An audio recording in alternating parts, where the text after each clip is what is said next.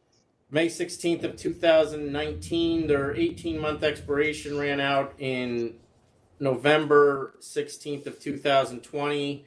We gave them an additional 6 months till May of this year, May 16th, 2021. They are asking for an additional 7 months till 12/31/21. The application here, just so everyone is aware, was filed in September of 2018. That will mean if this extension is granted, it will be over 3 years since the application was filed. But it was They're approved. asking for a significant period of time, which certainly gives them enough time to reapply. Adam, do you want to explain why this is a problem for us? Yeah, and Generally, not this case, but generally. I think generally, as we've discussed before, we run into issues with 500-foot cases with regards to the fact that we have a number potentially of outstanding conditionally approved items, and as we continually extend them, we may eventually open up two similar premises that weren't contemplated at the time of hearing or the time of conditional approval next to one another. And if that's Or 2 doors apart or 3 doors apart. or within the same 500-foot radius that we would normally consider. So I think that going in conditionally approving these places for long durations of time potentially puts us in difficult positions, and not only us, the communities that they're intended to serve.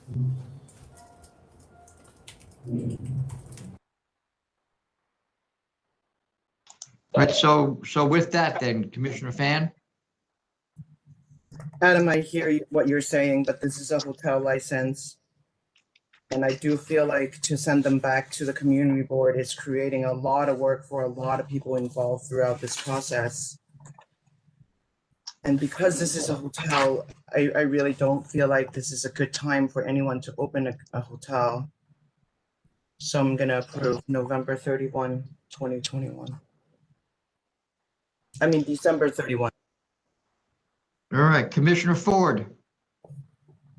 I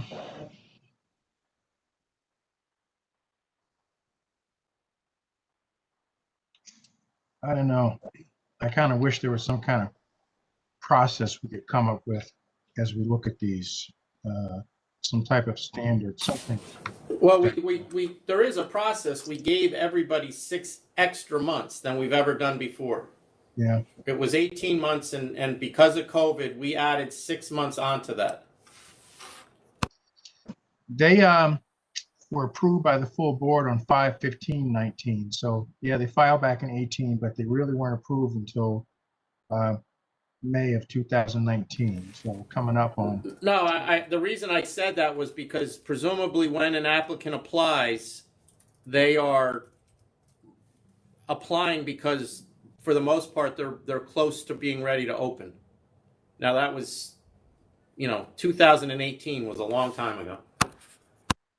Yeah. I've always questioned the point, the issue of people, licensees moving ahead full bore without the liquor license that they're going to be so dependent upon in the first place. That's another discussion. I'm going to go along. I understand what you're saying, Adam, but looking at the way things are right now, I'm willing to give them not till, what are they asking for? They're asking for till December 31, 2021. at the end of this year. Yes. Yeah, I'm willing to give that, which would really be like 2.5 years from the date of the full board approval, and with the notice to them that this is really the last time, and I'll state it on the record. So I hold myself accountable to it. This is the last time we're going to extend this. Fair enough. I agree with you. Chairman Bradley. What? I'm sorry, Commissioner Ford, did you give a date? I said till 12/31/21, which is really more or less 2.5 years since the full board approval. So I'm voting to deny. I think that it's important that we remain consistent. We've gotten hundreds of these things. We said they were final, and I don't know that there was even a valid excuse why this place isn't ready to open. I don't think at this point COVID is a valid excuse. All right, then the next item is 5/18. It's CC Park Corp. This is a request for reconsideration of a disapproval of a package store removal. This is a package store, 3,178 square feet, 1,557 square feet retail. They're looking to increase it, basically a total of A little over 6. 2,300 square feet. Only 650 of that increase will be an increase in retail space. The 4 closest stores changed. They are saying that they're moving because the lease expired and the landlord won't renew. We denied this request. They're moving approximately 1 mile. They're asking for recon. Did you say the 4 closest stores Changed. they did? Yeah. I thought they were unchanged. Maybe not all 4 of them, but some of them did change. Amongst the 5 closest stores from 4, 1, 2, 3, 4. They're moving a little further away from 2 and closer. Sorry, the 4. They're moving further away from 2 and closer to another 2. Whereas before they were closer to the original 2 and further. Oh, so they didn't change? Is that what he's saying? Yeah, I don't think. Oh, so they didn't. I misspoke. Then they did. The 4 closest did not change. Right. They're a little closer to 2 of the stores than they were before. I mean, the stores that have become the closest are different, but it's the same. The market of the 5 stores are the same. They've just moved a little bit southwest from being closer to 2 in the northeast to closer to 2 in the southwest. About the same distance. All right, then. Commissioner Fan, with respect to the reconsideration. I will vote to reconsider. Commissioner Ford. I will vote Just- to reconsider as well. Okay, and Chairman Bradley. I'll vote to reconsider. All right, then on the application itself. I'll vote to Commissioner approve. Fan. I'll Commissioner vote- Ford. I vote to approve as well. Chairman Bradley. I'll vote to approve. All right, the next item is 519. This is a request for a declaratory ruling regarding premises at 2230 Frederick Douglass Boulevard in Manhattan. For the record, the declaratory ruling seeks a 200-foot law exemption based on the building not being exclusively used as a church, and the substantial record was supplied that does appear to suggest that it's not exclusively a church, but as a matter of diligence, we ordinarily reach out to the entity that is operating the location, and we do not appear to have done that here. So I'm going to ask the board to put this over to the next meeting so that we can make a phone call. I believe the telephone number of the entity that's applied for a Department of Building permit is in the record, so it should not be difficult to try to reach whoever it is to confirm some of the key facts. And assuming they don't have any major dispute with this, I think the record is pretty clear, but I'd like to do that. All right, Commissioner Fan. I'm fine with it. All right, we hold over to 317. All right, Commissioner Ford. I'm okay with it too. Chairman Bradley. That's fine. Next item is 520. It's GAIA NOMAYA LLC. This is another request to extend the deadline for conditional approval. Conditional letter was issued 2/11/2019. The 18-month expiration is August 11, 2020. We approved an extension till February of this year, February 11th, 2021. They now need an additional 6 months without a valid reason. The application was filed October of 2018. So they're basically asking for 3 years.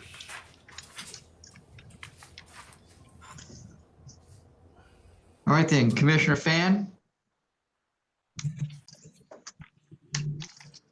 Well, I understand this puts us in a difficult position, but we do have a letter from the filing architect saying that they're unable to get the sign-offs from DOB. And also that there's a delay from the DHCR. And so I'm going to vote to support this final extension, August 11, 2021. Commissioner Ford, I'm willing to go to August 11th, 2021 as a final extension as well. Chairman Bradley, Denied.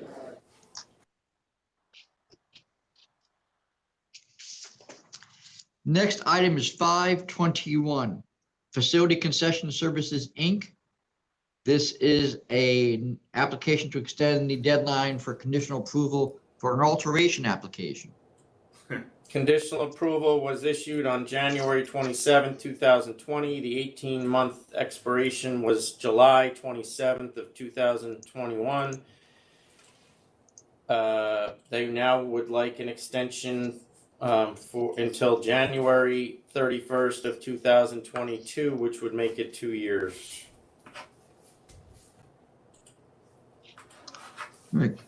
Commissioner Fan, This is additional service bar, live music concert venue, which obviously is not operating right now. So I'm going to support this January 31, 2022. Commissioner Ford, I will vote to extend it for the additional time to make it 2 years. To that time is also, as Commissioner Fan. Chairman Bradley. I'll extend till 2 years. Next item is 522, Ridgemont CC Catering, Inc. It's a no contest plea.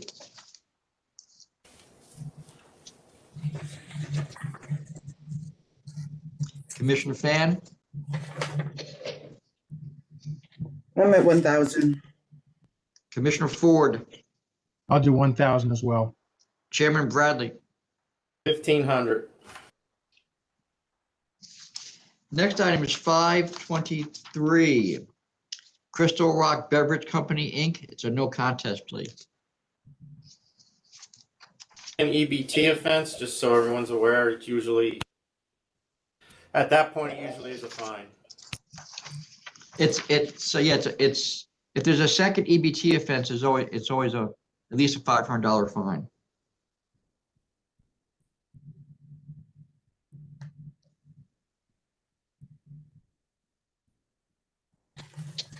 I'm at 500.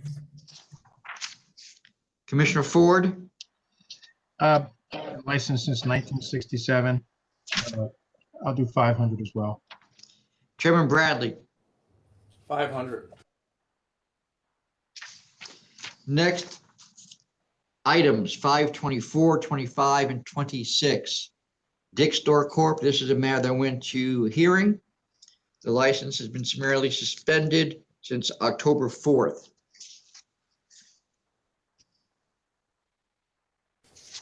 Yeah, before the board discusses this, a couple matters to consider.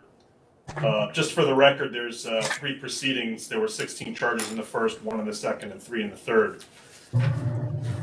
With respect to count 15 in the first proceeding, which is a failure to comply local regulations charge related to security guard rosters, counsel's office is going to ask the board to withdraw, or I guess at this point to dismiss the charge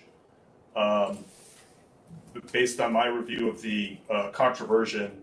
I think that the discretion on that one would be to dismiss it.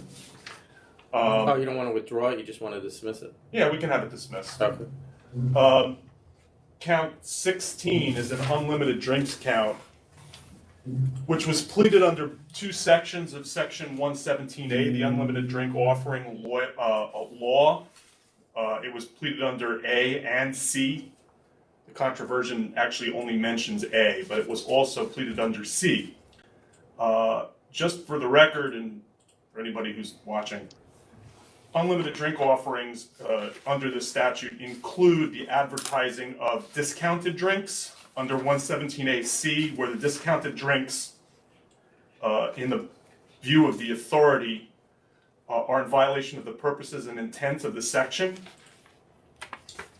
So if you're offering free drinks or multiple drinks for free or for the price of a single drink, it would be a violation if the board believes, if the authority believes that it violates the spirit of the section. My understanding is historically, although I was not here historically, while 2-for-1s were permitted, anything less than that would not be.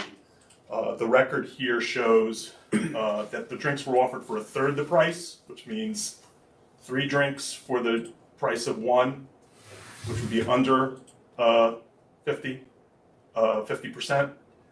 And in connection with deciding whether to sustain 16 or not, the board should consider whether it views 1 out of 3 as being a violation of this section.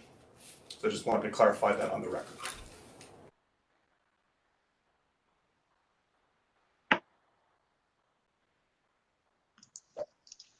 All right then.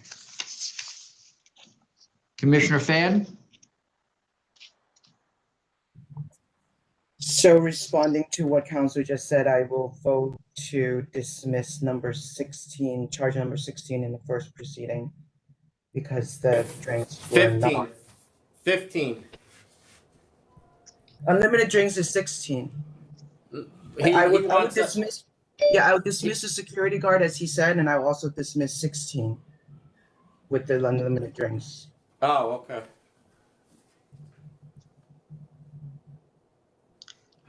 And otherwise adopt the ALJ's findings? yes, other than that, I would adopt all of the ALJ's findings. And as for the penalty here, I feel like there is an unfortunate incident that happened that resulted in a shooting. The owner was present at the time the fight started within this establishment. They tried to send the fighting persons outside. And then when a shooting happened, while there's a dispute whether the police was called, I do think that the licensee did what he could have, which was to allow the injured person to come back inside to wait for help. And because of that, I'm going to go with $35,000 instead of canceling.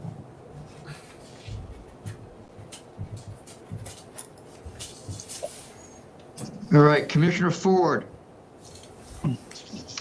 That makes sense to me. I'll do 35,000 as well. With respect to the charges, Dismiss charge 14 and 15 in the first proceeding, and 15 and 16. 15 and 16. What did I say? Sorry, don't worry about it. Gary, the third proceeding, the visibility, is that one being sustained? The visibility charge was dismissed by the ALJ. So if you're complying with the ALJ, Okay. then that will end up being dismissed, Okay. along with the charge 7 in the first proceeding.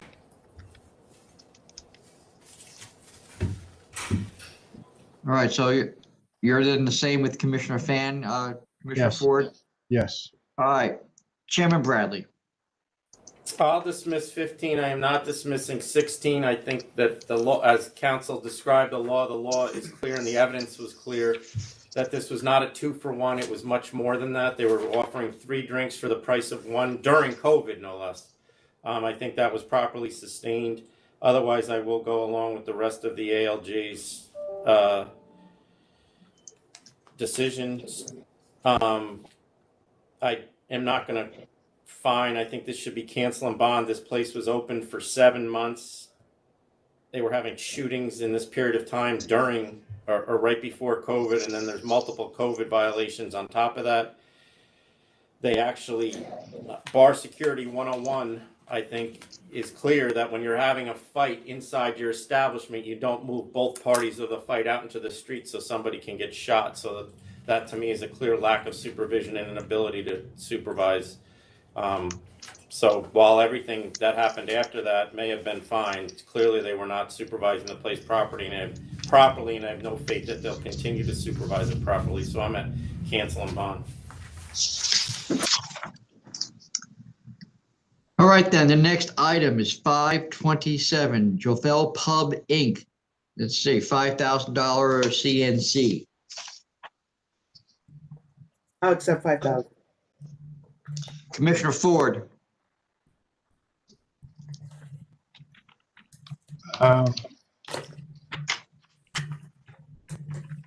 Gary, isn't charge number 2? Maybe not. I thought it might have been redundant, but I guess failure to supervise kind of is a catch-all for stuff like that. It is.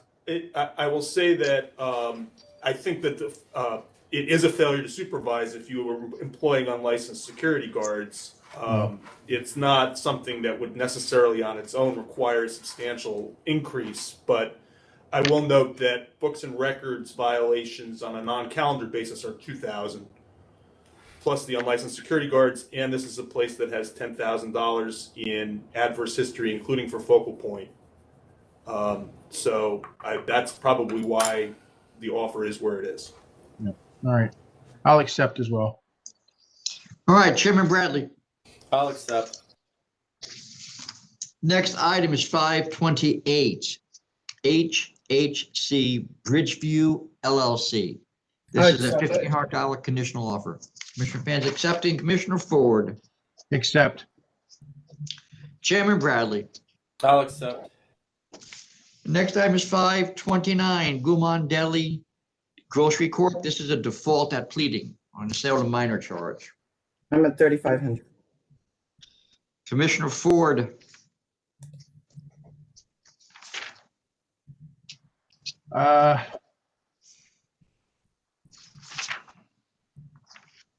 I'll go with 3,500 as well, based on past history. Chairman Bradley. 6,000 because of the history in order to be consistent. Say that again, Chairman. Explain that one to me. Cigarette charge would basically count towards this, even though it's not a sale to minor, it would count towards the second charge.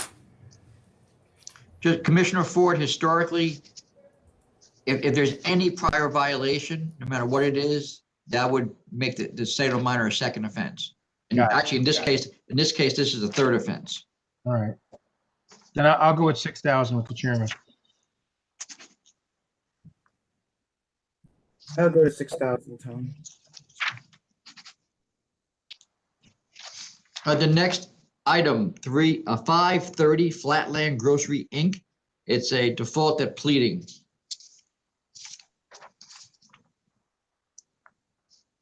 Commissioner Fan. I'm at 1,500. This has already been canceled. We took the I'm bond. sorry. I'm at cancel. Sorry. Cancel for the Okay. record. Commissioner Ford. I'm at cancel for the record. There is no bond, correct? Correct. We took it the last time.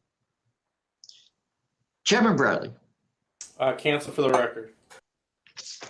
Next item is 531, 331 PAS F&B Management LLC and 331 PAS Property Owner LLC. This is another request to extend the deadline for conditional approval. It was issued September 11, 2019. Their 18-month expiration was March 11, 2021. They would like to go to September 11, 2021 for 2 years. Commissioner Fan. I'll go to September 11, 2021. Commissioner Ford. To 9/11/21. Chairman Bradley. I'll go to 9/11/2021. Next item is 532 El Gran Canario 11 Restaurant Inc. This is a pleading default.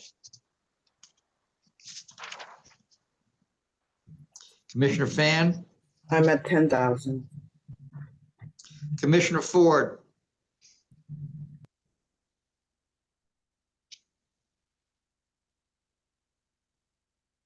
I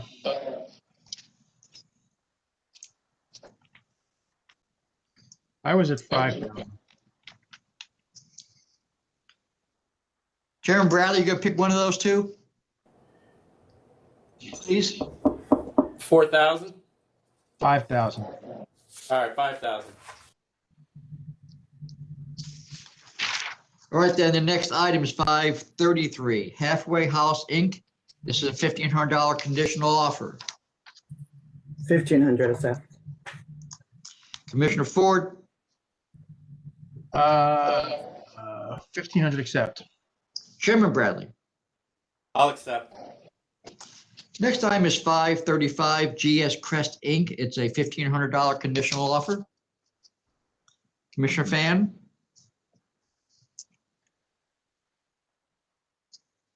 I'm sorry, you said 535. 534, GFCREST Inc. Okay, 1,500 accept. Commissioner Ford, 1,500 accept. Chairman Bradley. Accept. 535, Hamburg Brewing Company LLC. It's a $3,500 conditional offer. I accept 3,500. Commissioner Ford,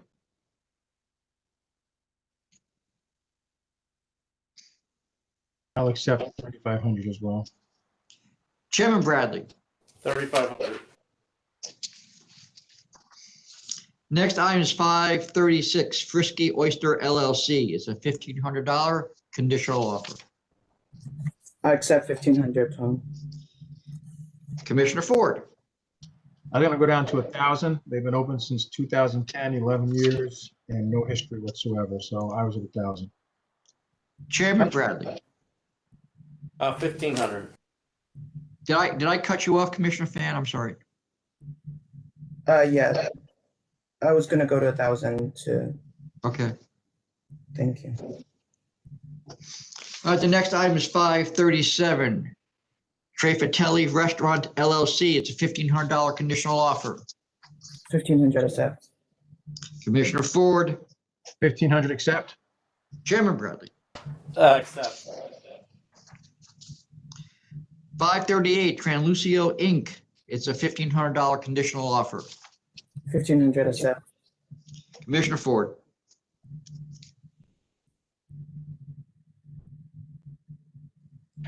Been licensed since 2007, no history since 2009. I was at 1,000.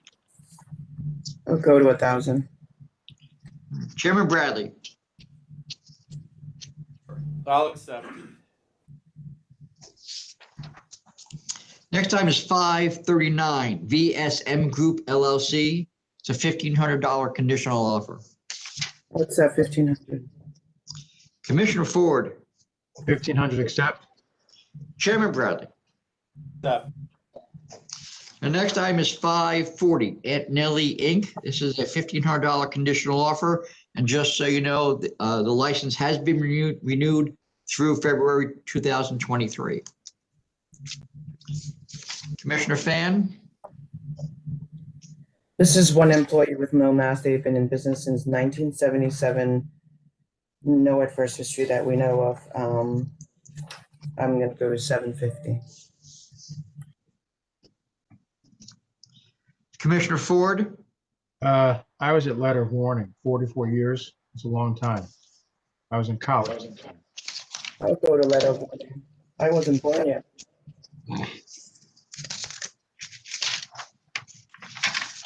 I would go to 750, but to be consistent, I'm not going to letter warning.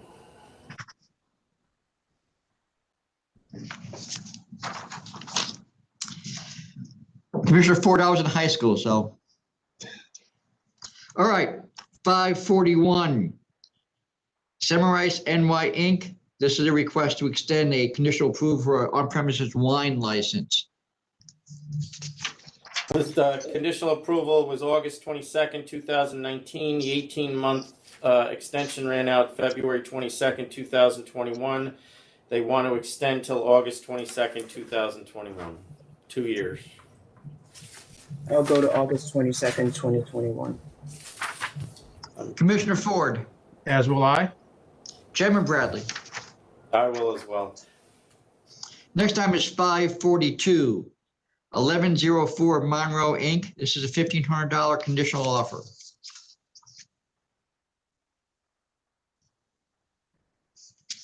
Commissioner Fan, This licensee wrote a pretty significant letter that got me thinking for a little bit. And so I will say that I'm going to lower this to 1,000. Commissioner Ford, I felt that the licensee wrote a letter making a compelling case for himself as well. So I'm going to go to 1,000 as well. Chairman Bradley. 1,000.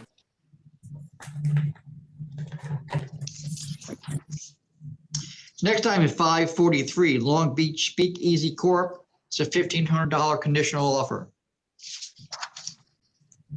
1,500 accept. Commissioner Ford, 1,500 accept.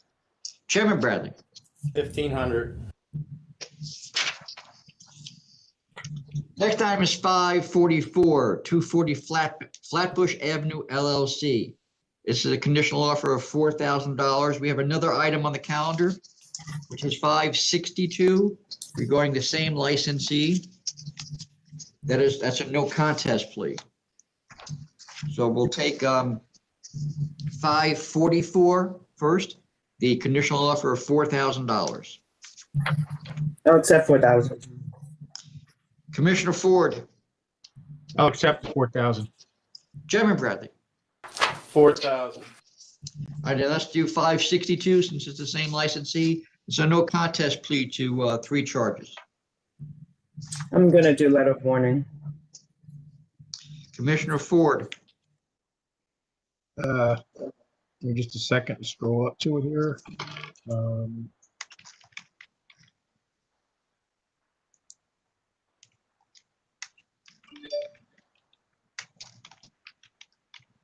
I was at 1,000 for this one.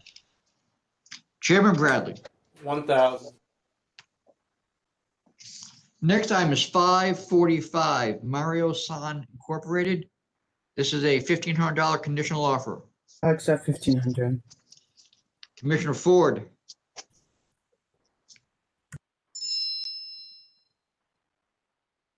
What number was that, Tom? I'm sorry. 545. I'll accept.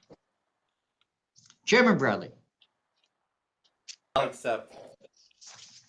Next item is 546 Berkshire Puffy S LLC. It's a $1,500 conditional offer. I would go to Commissioner Fan? 1,000. I'll go to 1,000. 1,000. Commissioner Ford, I'll go to 1,000 as well. Chairman Bradley. I'll accept.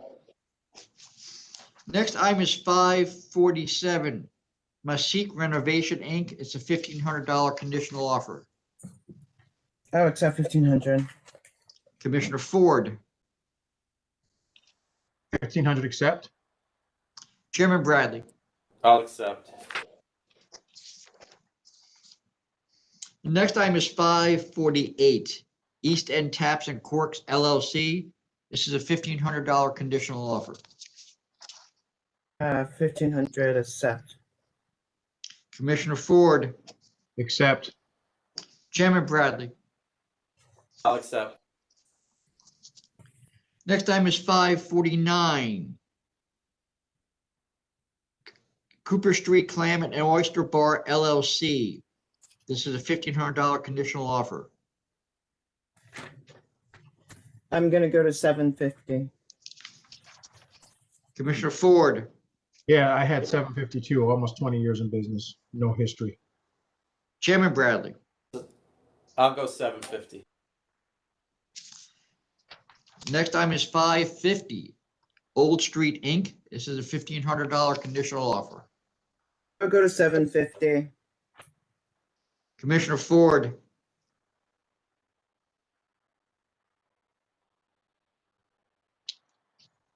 I was at 1,000.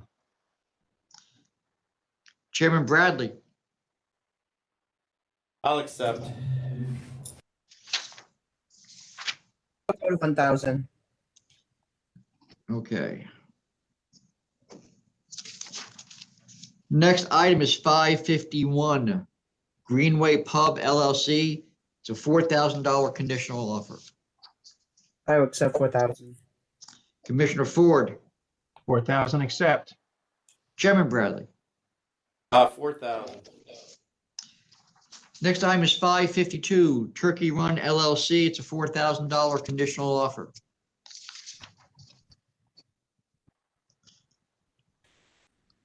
Commissioner Fan,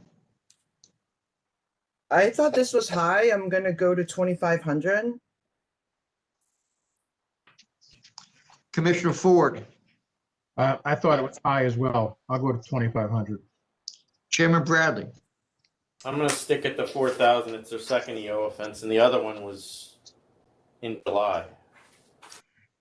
Next item is 553 NCP Liquors Inc. It's a $6,500 conditional offer.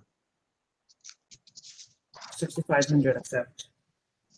Commissioner Ford, 6,500 accept. Chairman Bradley. Accept. Next item is 554 Nick's Tuscan Grill Inc. It's a $1,500 conditional offer. I'm gonna accept 1,500. Commissioner Ford, Accept 1,500. Chairman Bradley. Accept.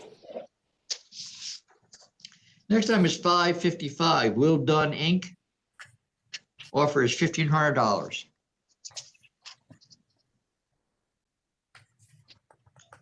Commissioner Fan, I'm gonna accept 1,500. Commissioner Ford, I'll accept as well. Chairman Bradley. I'll accept. Next items, 556, 558 Bromonco Inc. It's a $3,000 conditional offer. 3,000 accept.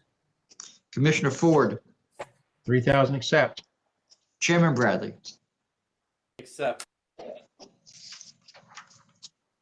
Next item is 557 K2 Brewing Inc. This is a $1,500 conditional offer.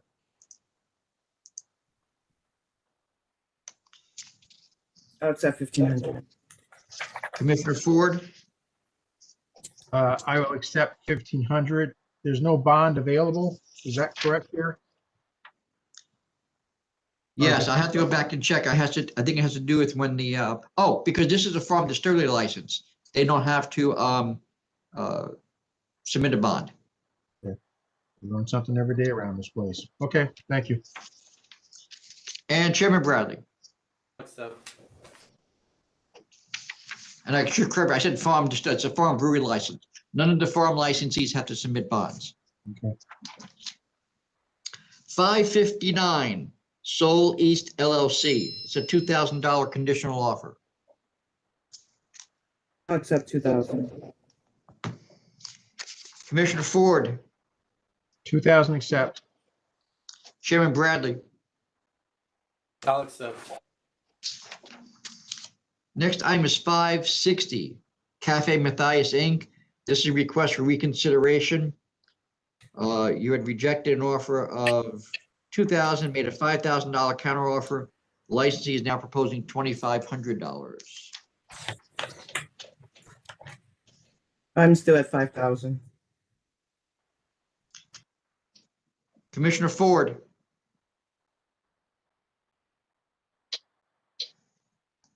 I was willing to split the difference with him at 3,500. did you say 3,500? Yes, yep. Chairman Bradley. 5,000. This was pretty egregious conduct, and I don't. The speaker out. They had a nightclub scene out on the sidewalk, and I can't go to 2,500. So. All right, then the next item is 561 Ogdensburg Bowling Center Inc. It's a $1,500 conditional offer. Commissioner Fan, I'll go to 750. Commissioner Ford, Yeah, I'll do 750 as well. They've been here since what, 1966.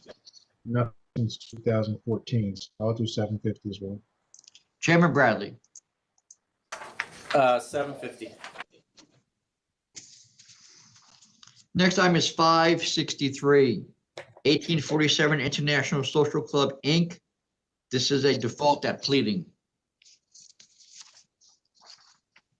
I'm at 10,000. Commissioner Ford.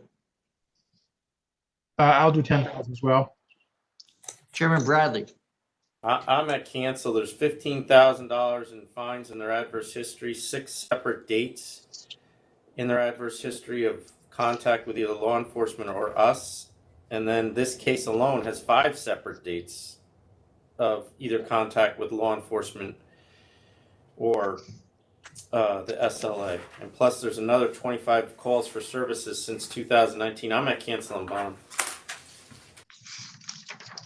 All right then. Operations. The next item, 564, RHK Restaurant LLC. This is a pleading default. There is an additional, and the next item is the same licensee. It is also a pleading default. So with respect to 564, Can I suggest that because the first incident in time is 565, that we address that one first? Yes. The conduct was in June, and then the conduct of the other one was in August. well, you could do that, or else you could just, since they're both default, you can just consolidate it into one penalty if you're so inclined. It's fine with me too. I just wanted to note to the board that there's potential for progressive discipline here because the conduct was on 2 dates, 2 months apart. I'll consolidate it to do 4,000. Commissioner Ford, That's exactly what I was thinking, 4,000. for both, Commissioner Ford? Yes.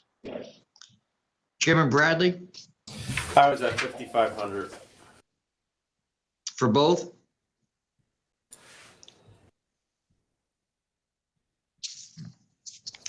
The next item is Yes. I'm sorry, Tom, for both. Right. Next item is 566, Jin Long, Inc. This is a $1,500 conditional offer. 1,500 accept. Commissioner Ford,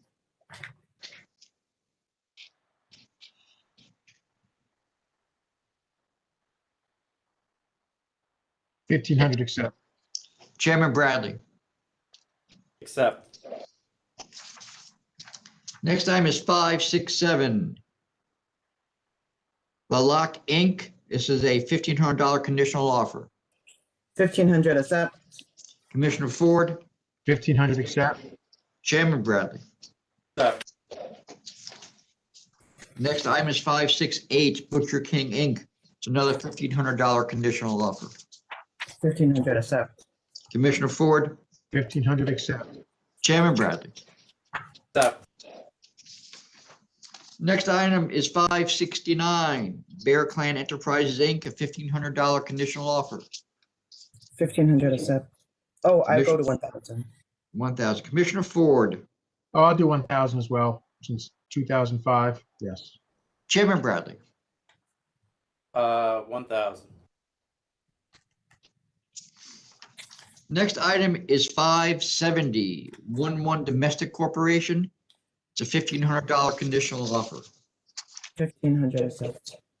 Commissioner Ford, 1,500 accept. Chairman Bradley. Accept. Next item is 571, Happy Jacks, Inc. It's a $1,500 conditional offer. Accept 1,500. Commissioner Ford, 1,500 accept. Chairman Bradley. Accept. Next item is 572, Local Poorhouse, Inc. It's a pleading default. Commissioner Fan, I'm at 4,000. Commissioner Ford, I'll do 4,000. Chairman Bradley. 4,000. Next item is 573. B&D again, LLC. It's a $1,500 conditional offer. I'll go to 750. Commissioner Ford, One employee not wearing a face mask properly, been in business since 1995. No history, 750. Chairman Bradley, 750. next item, 574. Dimas Corporation, it's a $1,500 conditional offer. 1,500 accept. Commissioner Ford, 1,500 accept. Chairman Bradley. Accept. Next item, 575, Minnehaha National Corp. It's a $1,500 conditional offer.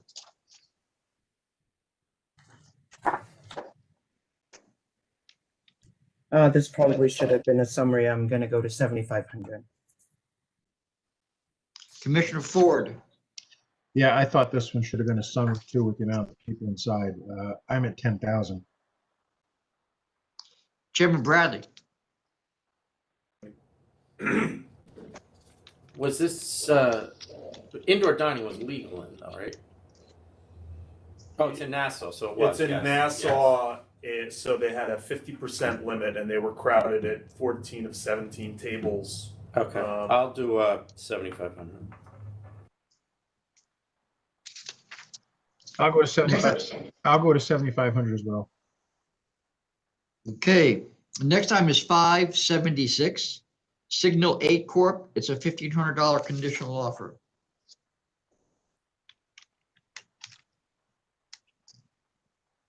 Commissioner Fan, I'm gonna counter at 2,500. Commissioner Ford,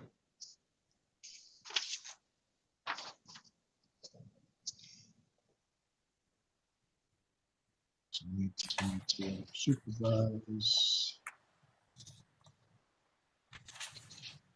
Yeah, I'll go with Commissioner Fan to 2,500. Chairman Bradley. 2,500.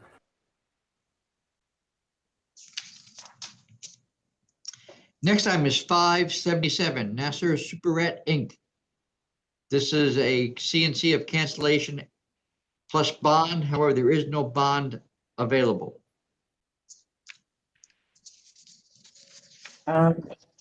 So do you think they mean cancel, put $1,000 civil penalty, or should I just go to cancellation? No, I think they just made the offer of cancel and bond and nobody checked to see if the bond was available. Right, so they don't have two bonds, so I'll just go to cancel for the record. Commissioner Ford, Cancel for the record. Chairman Bradley. Cancel for the record.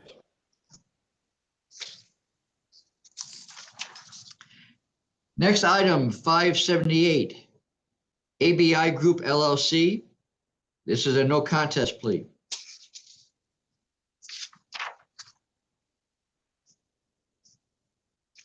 Commissioner Fan, are you ready? Yes, I'm at 6,000. Okay. Commissioner Ford, Yeah, this was a lot all in one day. But they do say that all the violations have been corrected. I'll do 6,000 as well. Chairman Bradley. 7,000. Next item, 579, Quixote to offer. 1,500. Commissioner Ford, 1,500 accept. Chairman Bradley. 1,500. 580, Castillo de Qua Corp. It's a $1,500 conditional offer. I'll take 1,500. Commissioner Ford, Accept. Chairman Bradley. Except, can we take 5 minutes?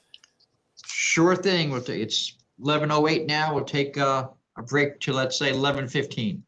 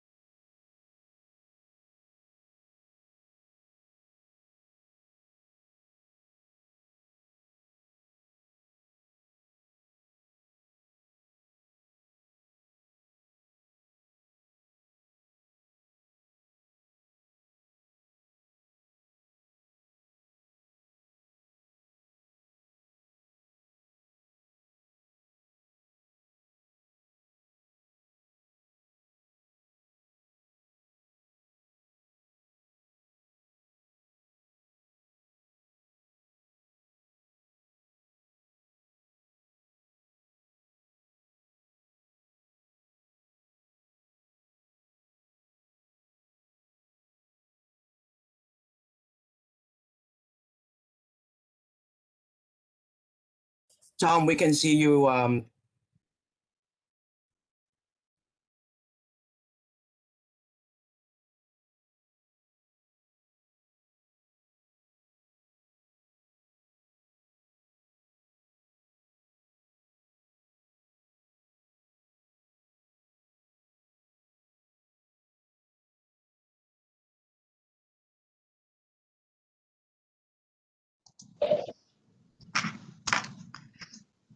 right, let me bring the,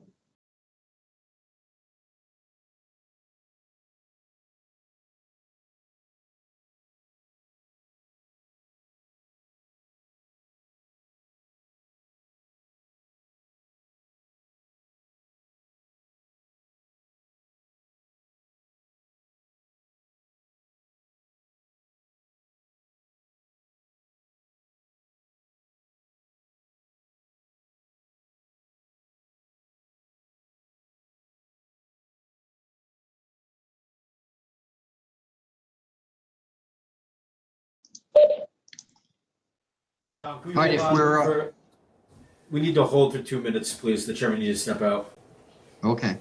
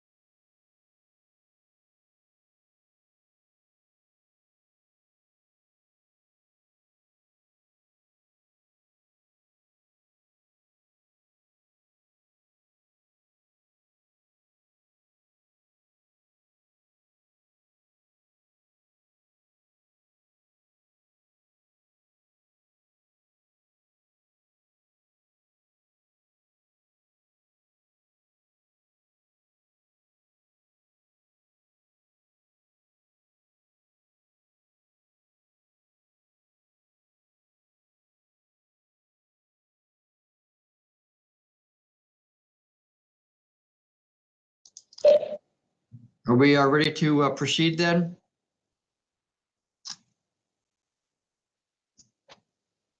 Yes, Tom, we're ready. Thanks. So Chair, All right, then the next item is 581 Fresh Gourmet Deli Inc. This is a new grocery store beer wine license.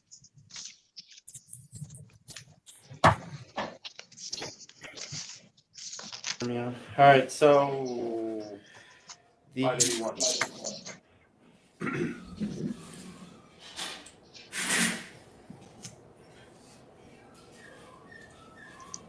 So the applicant was availing the prior license here since April 2018. That resulted in a cancel and bond in March of 2019. I'm sorry, and the Not applicant, the applicant. not the Prior applicant, prior applicant. This applicant was employed by the former licensee while the availing was going on. The applicant used to live with the former licensee from 2017 to 2019, and a promissory note funded by the former availee is the entire investment in this business. Do say But you- the promissory note has been paid off according to the supplemental, and it was in place for about a year. Okay. $6,000.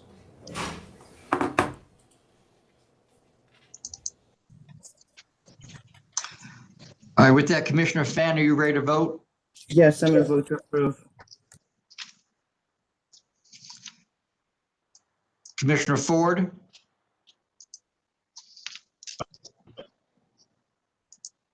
Looking at everything in total,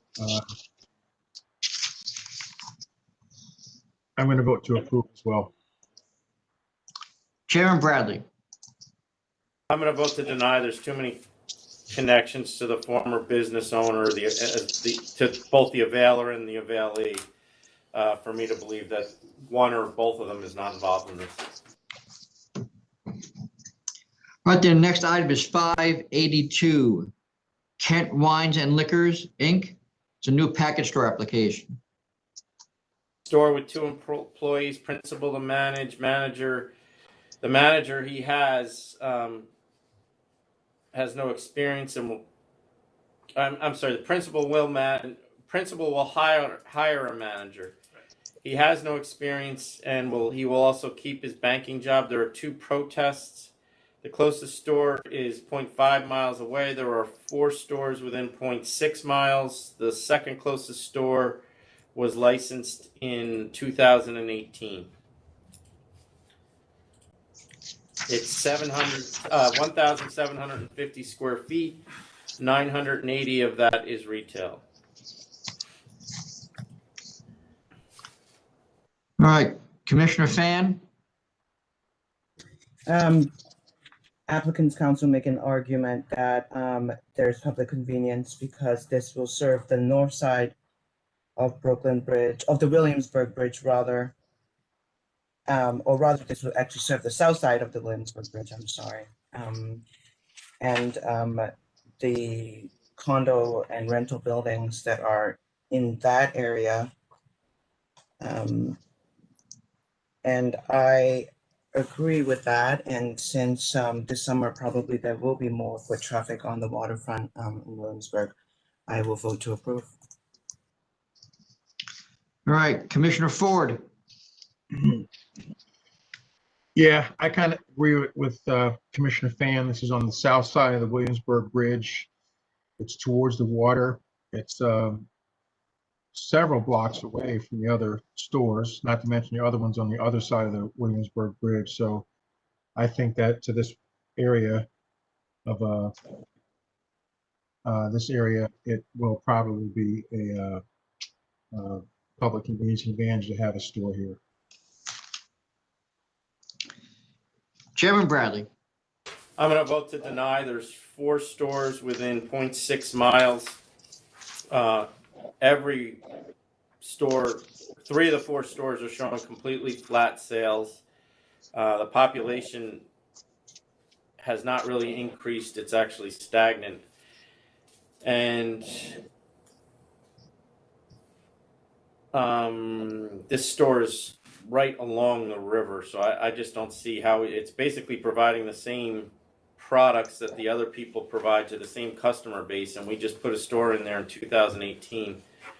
So I don't think there's any reason to put another one in this general area. They're all walkable within 10 minutes of each other. All right, the next item is 583, A&J 38 Inc. This is a application for new on-premises liquor license. 10 employees, no security, principal to manage, recorded music only, will not use promoters, no, and will also not have private events. The max occupancy is 160. They have seating for 54 and 10 seats at the bar. The applicant does have experience. He has stipulations with the community board for 10:30 closing Sunday through Thursday and 11 p.m. Friday and Saturday. The applicant does have another license that has a COVID or executive order violation pending, and the ALJ did find public interest. It's a sushi restaurant. The COVID charge, the EO charge at the other location is in the lower range of offenses. Not a serious case. All right, then, with that, Commissioner Fan. Yes, I'm going to vote to approve and adopt all the stipulations, except I will change the hours to just 11 o'clock across the board, just to keep it consistent. Commissioner Ford.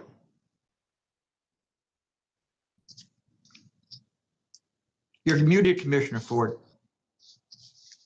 Sorry. I will approve as well with all the community board steps except 11 p.m. across the board. Chairman Bradley. I will approve with the 11 p.m. closing and all the steps become conditions other than the hours. All right, then the next item, 584, Kips Bay Hospitality LLC. This is a transfer of an existing on-premises liquor license. This place is on a temporary already. It's a restaurant with 25 employees, no security, and the principals will manage recorded and live music, no DJs, jukebox, or karaoke, no dancing or promoters or private events. 225 is the max occupancy, seats for 92, and there's also 50 seats at 3 bars. There's a sidewalk cafe with 12 seats. The ALJ has found public interest. The prior licensee has pending disciplinary proceedings regarding EO violations and another deferred penalty. 2 principals are related to the prior licensee, and 3rd principal has worked for previous licensee during the violations. 1 principal has... No, that's it. Yeah, and on the EOs for the transfer or 1 was already resolved by the board, a $1,500 C&C for tables being too close together. The second case from July, which initially had a not guilty plea, they've now sent in a C&C for $3,000 to settle that, and the representative here says that the incoming licensee would pay for that, right? So that should be a condition of the, if it's going to be approved, that should be a condition of the transfer. I'm sorry, Gary, say that again? I believe that, unless I have this wrong, that they're going to take care of the pending charge. Okay. And there's a C&C that's been submitted. Okay. I mean, they're going to have to because the charge travels with the license. Correct. No, the charge, Actually, no, it's a Charge transfer, won't but there's a be- new... Go ahead, Tom. all right, a corporate change, the history would follow, not for a transfer. Oh, so this is a new corporation. Right, it's a transfer application. All right, so as long as they're going to handle either way. If they don't, then we just cancel and bond the old one with no bond. The bond will still be available, right? Yes.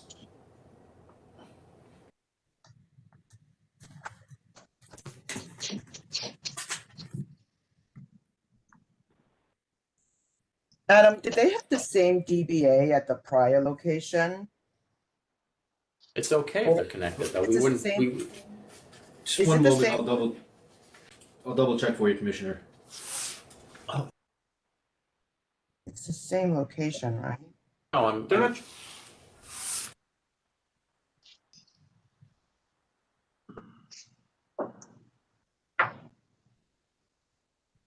Grounds.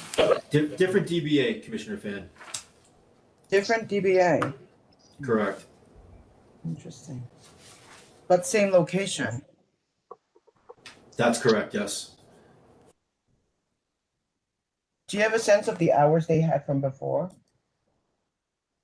One moment.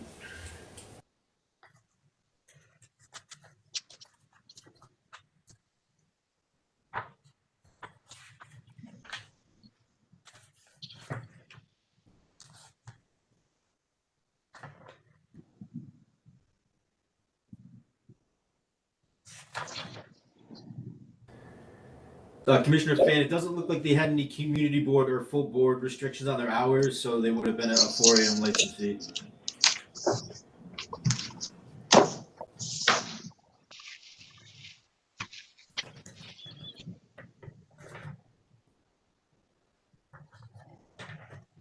all right, Tom. Whenever you're ready.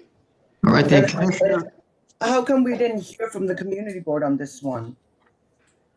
Or do they not get notified because of the transfer? I had that the community board didn't oppose it. They were notified notified. and there was no protest.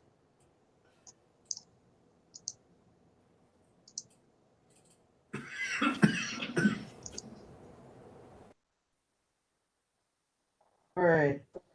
Chairman, are you comfortable putting a 4 a.m. license at 3rd and 28th Street? I'm not uncomfortable since the last one was, and we didn't really have any issue with it. I kind of rely, that community board is relatively active, so Okay. I believe if there were issues, we would have heard from them. All right, great. All right, so I'm going to vote to approve. Thank you. Commissioner Ford, Uh, or just to make sure, Commissioner Fan, are you doing anything about the proposal of the applicant to take care of the outstanding disciplinary matters? Yes, please, as Gary said.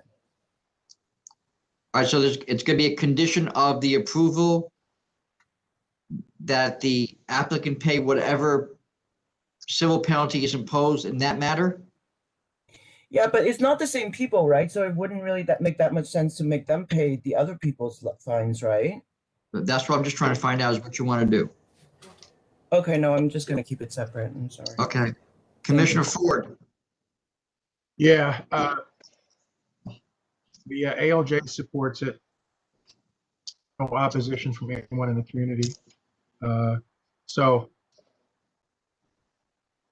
I don't think any of these former disciplinary proceedings should prevent this one from being licensed, and I agree with Commissioner Fan. So I'm going to vote to approve as well, and not hold them liable for the penalty for licensee. Chairman Bradley. Give me 1 second. I just want to talk to council.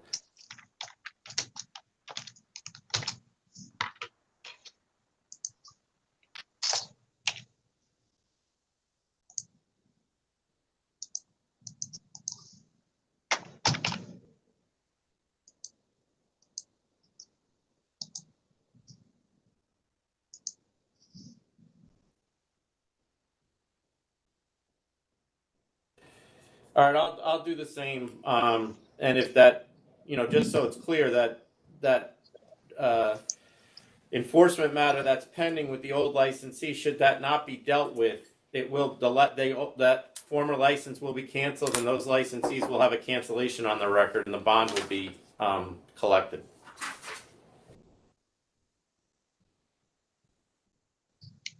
Well, that's if a civil penalty is imposed and then it's not paid. Correct. Right.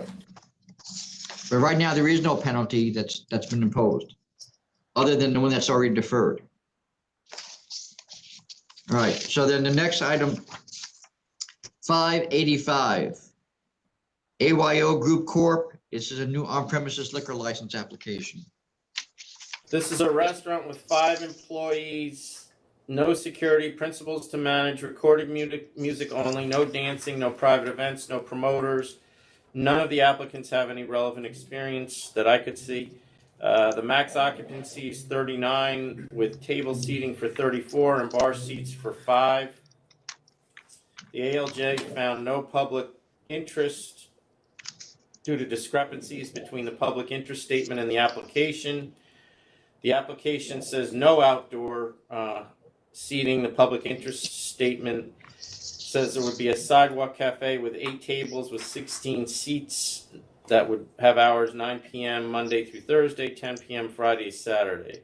The premises itself, they indicate, will close 9 p.m. Monday through Thursday, 10 p.m. Friday through Sunday. It appears they plan on having valet parking. It is and it was previously licensed. I mean, this is, once again, for those listening, a ALJ found no public interest simply because the representative failed to accurately and completely fill out the public interest statement and make sure that the answers to the questions were consistent with the application itself. It does, I guess, for lack of a better word, boggle my mind how that continues to happen, and it's happening to the same people over and over and over again. I would also note that there was a supplemental that was submitted, and it doesn't clarify this issue about whether or not this premises intends to go with its story in the application or its story in Public interest question.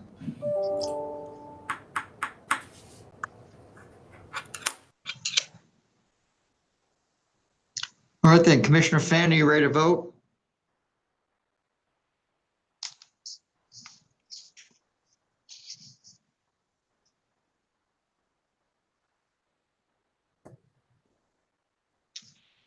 Yes, I agree with Chairman that it's not helpful to send in applications that have a lot of confusing or contradicting statements and rely on us to clear it up. It's your job to present what you want to do and not our job to interpret what you want. And so, however, I do not want to hold that against the applicants. One of them do have some relevant experience because he owned unlicensed restaurants and food establishments. And with that, I'm going to vote to approve.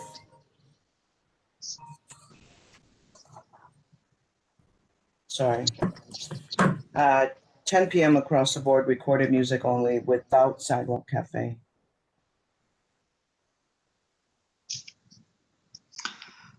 All right then, Commissioner Ford. I do think in an instance or two, the ALJ was a little bit harsh.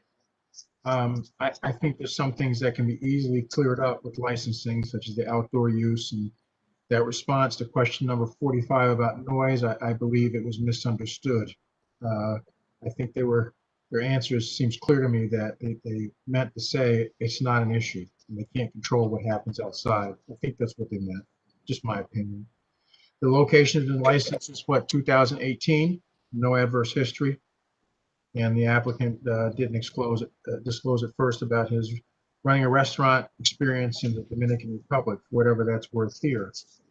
So with all that being said, I'm still going to vote to deny and give the applicant the chance to request reconsideration and clean up his paperwork. Chairman Bradley. I'm going to vote to approve under the same conditions that Commissioner Fan approved. Once again, I'm not going to make the applicant pay for the mistakes of his or her attorney.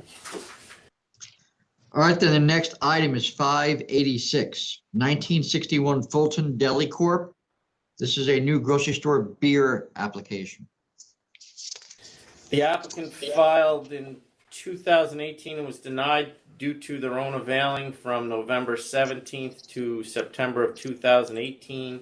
It's a store with 3 employees and principal to manage. This person was the availer and applied previously, and he worked at the place for the prior licensee. The applicant has had possession of the premise since November 2017. Which was a period of time, for a significant period of that time, the other license was active. And it's apparently been open without beer. So My question is alcohol being purchased by this premises since 2018 when it changed hands? Were they still buying? That we do not know.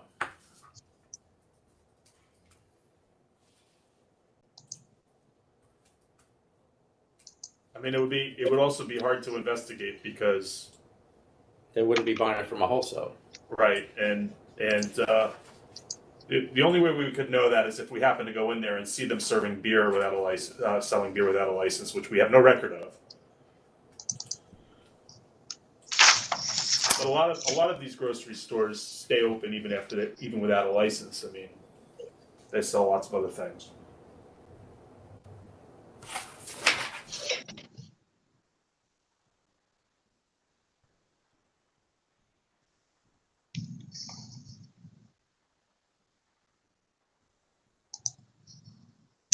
Commissioner Fan? Yes, I'm going to vote to approve. Commissioner Ford? I'll give the benefit of the doubt and vote to approve as well. Chairman Bradley? I'll vote to approve only because he has applied and been denied before, and I think he's served the relevant penance. Next item is 587, Tipsy NY LLC. It's a new package store license.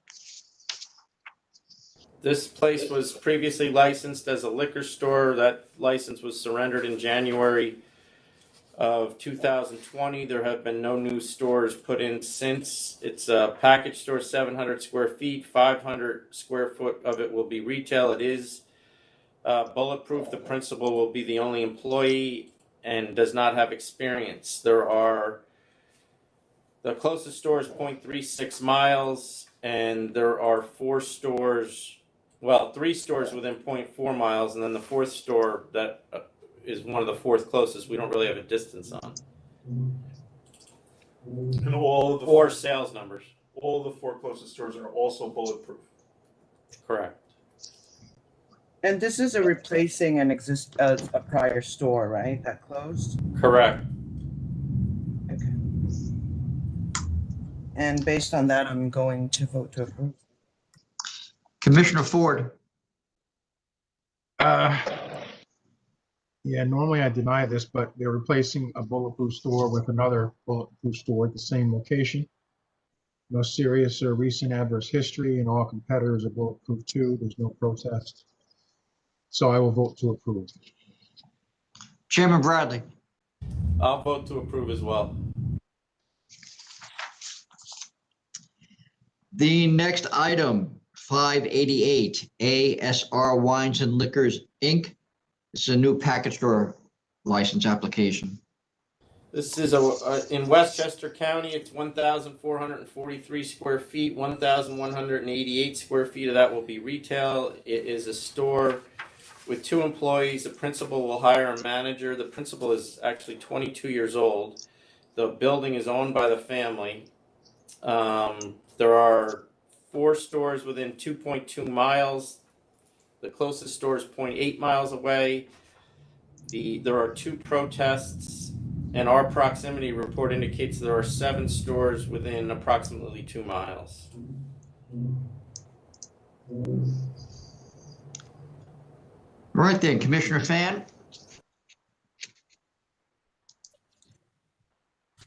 I don't really see public convenience here. The applicant have no real work history and don't have experience in this area. I'm gonna vote to deny. Commissioner Ford.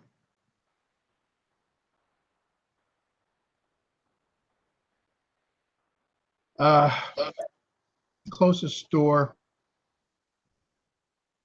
albeit is 16, 17 million, does look like their sales are declining a little bit. The others seem to be holding steady. This is on the other side of the highway, this particular location, although it is close.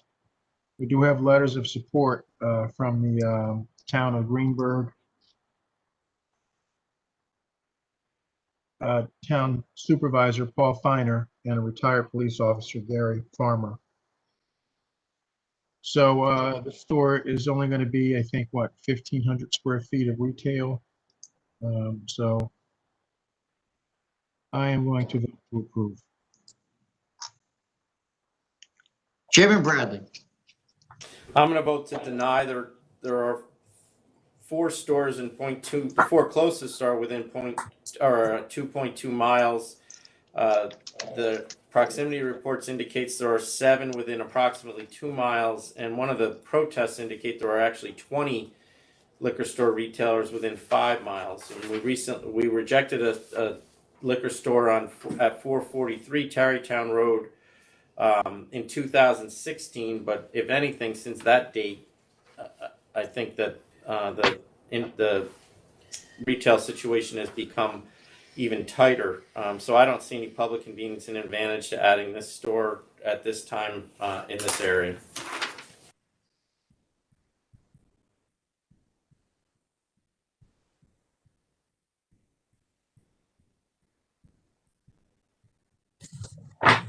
Tom, you muted. Yeah, that would help, wouldn't it? 589, Takashi Sushi LLC. This is a class change from an on-premises wine to an on-premises liquor. This place has been open for 5 years as a restaurant wine. It is a 500-foot case. It's a restaurant with 3 employees, no security. The 2 principals manage, recorded music only, no dancing. 26 is the max occupancy. The ALJ said that the public interest was not met because we didn't get any stipulations from the community board. But there apparently are stipulations that were entered into, and we did get them, I believe, at this time. Yes. They want to close at midnight every night. I mean, it appears as a small, legitimate sushi restaurant. All right, so with that, Commissioner Fan, I'm gonna vote to approve adopting all of CB2's stipulations. Commissioner Ford, which was a unanimous 45 vote for approval. So I am going to vote to approve as well with those stipulations. Chairman Bradley. I will do the same. Next item is 590. It's Falcon Wine and Liquor, Inc. It's a new package store application. So this is a liquor store, 3 employees, principal act as manager. It's going to be 1,750 square feet, 1,600 square feet retail. There is 2 protests from liquor stores, and also there is a letter from a local community member in opposition. The closest store is 0.9 miles away. There are 5 stores within 2.6 miles and 8 stores within 4.5 miles. We just opened a store 1.3 miles away, which is the 3rd closest store on the list, in August, at the end of August of 2020. The principal owns mini marts and has adverse history of sale to minors and other stuff, but I wouldn't call it egregious given the number of licenses he's had. Right then, Commissioner Fan, you ready to vote? Yes, while I feel like this applicant is qualified to hold a liquor store license, I do not believe this is the appropriate location, given that we just opened one and also corporate change another one. So I'm going to vote to deny. Commissioner Ford.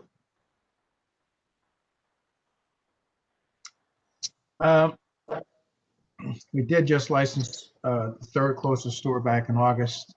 Sales look steady, but not really increasing in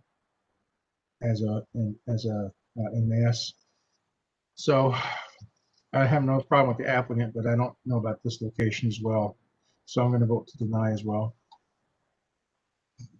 Chairman Bradley. I'm going to vote to deny. I don't see any public convenience and advantage. As they pointed out, we just opened a store 1.3 miles away. It's a driving community, and most of the closest stores are showing flat sales, and the population in this city is stagnant. So I don't see any public convenience and advantage. All right, then, the next item is 591, DJS Alliance, Inc. This is a new grocery store beer and wine products license. This is a Westchester grocery store license. The applicant was denied previously because he was availing locations at the previous license since December of 2019. He actually, I believe, correct me if I'm wrong, Gary, he got caught by our New York State Tax and Finance selling beer on the old license when he had switched all of the other licenses and the certificate of authority in the store, which basically caused him to apply for a new liquor license. The investment in the first application was $23,000. In this application, it appears to be $822,000. I don't know why there's that discrepancy. Well, yeah, because he owns the store He now. bought the place. He's been operating it without a liquor license since 2019. Okay. right. Well, he never had his own liquor license. license. He's probably not been selling beer since February of 2020. We hope. So this is another one that we don't know if the beer was left over that he was selling or if it was bought under the old owner's name. Oh, that correct. We do not know that, no. We don't- But in this instance, we know he was selling. We just don't know how old it was. Right. We know he was availing for a few months. We don't know whether or not he's been selling without a license since that license disappeared. And what'd you guys say about the fact that the investment has dropped from 23,000 to 800? The initial application likely reflected his costs of purchasing the store, but now he already owns the store. So I don't know what his $822 in expenses are. I mean, is that what the license costs? No. Costs more than that, right? Yeah. For a lot of beer, you know? It's never. It is what it is. So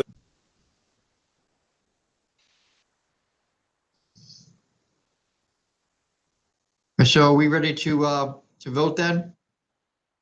Commissioner Fan, I'm gonna vote to approve. Commissioner Ford, This is going to be my what the hell for today. I'm going to vote to approve. Chairman Bradley. I'll vote to approve as well. That was like my fourth, Commissioner Ford. Oh, really? Well, since both you guys, I'm taking mine back. I'm saving it for another one. Next item is 592, KALM USA Corporation. It's a new package store license. The package store, 934 square feet, 467 square feet will be retail. It's 2 employees and principal will manage. It's not bulletproof. The principal used to own a store previous to this. There are 2 protests. The closest store is 0.14 miles away. There are 5 stores within 0.7 miles.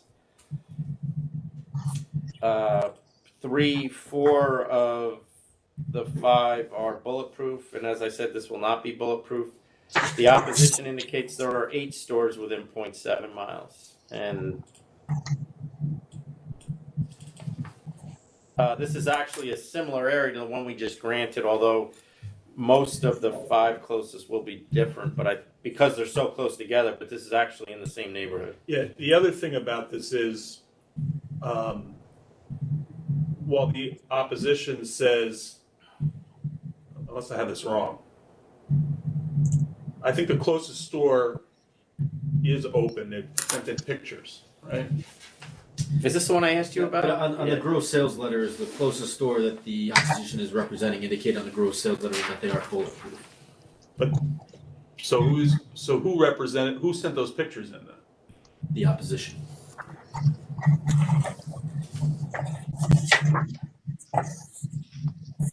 There's already a bulletproof store, a non-bulletproof store there, and they're 2 blocks away from the applicant. And that was in the last application where he said the first, we have in our records in the last application that number 1 and number 4 closest are bulletproof, and the pictures indicated they weren't. But in this application, I didn't find that to be the case. Correct.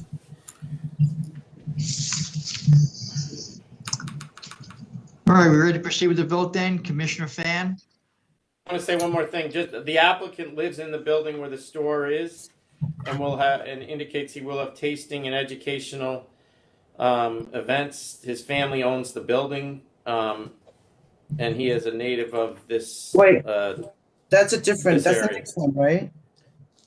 We haven't, No, that's 593, right? 592. we're on 592. Oh, all right. I thought we'd finished that one.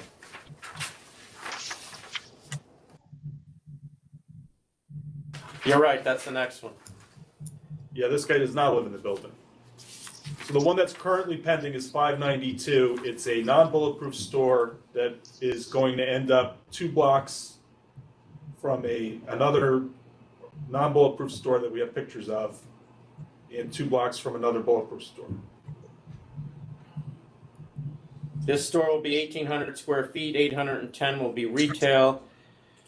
The closest store is 0.1 miles, and there are 4 within 0.7 miles. And as Gary said, the 4, our records indicate that 2 of them are bulletproof, but we have pictures that indicate they are not. There are 3 protests. Population appears to be stagnant. Experience managing a package store and has owned a store in the past.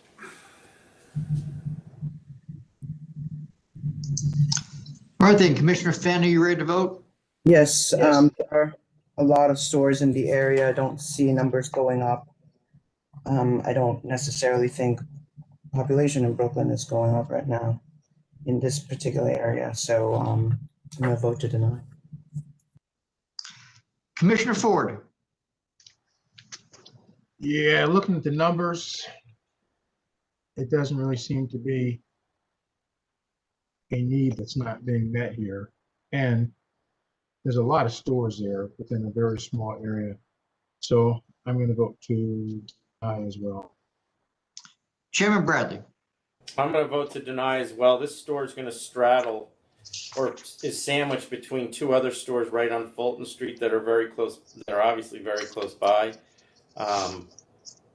And it's a walking community, and they're literally two and 3 blocks from each other. So I don't see how that makes it any more convenient for anyone. And it doesn't appear that this applicant is going to be providing any products or services that are not being provided by the other stores. I'm going to suggest we do this next item, and then we can take our 15-minute break that we've kind of planned in there. The next item is 593, Torres Wine and Spirits LLC. It's a new package store application. So this is the one that this is actually in the same neighborhood as the one we just did. This is 934 square feet, 467 square feet of that will be retail. It's a store with 2 employees, principal to manage. The principal used to own a store. The applicant lives in the building where the store is, and his family owns the building. He says he will have tastings and education. There is 2 protests, and the opposition indicates that there are 8 stores within 0.7 miles and that it's a high crime area. 4 of the 5 closest appear to be bulletproof. Chairman, when you say he used to own a store, you mean his family used to own a store? Yes, it appears that a family member previously had occupied space of the store. The same space? Yes. Okay. And this store will be open. 4 of the 5 closest appear to be bulletproof. When was this store? Chairman, he used to own a store, you mean his family used to own a store? Yes, it appears that a family member owned the store, which is where his experience came from. Okay. All right. Interestingly, this is down the street from the prior one, but all the neighboring stores are bulletproof, and the closest one didn't give us any numbers, but then the next 2 are both showing some growth.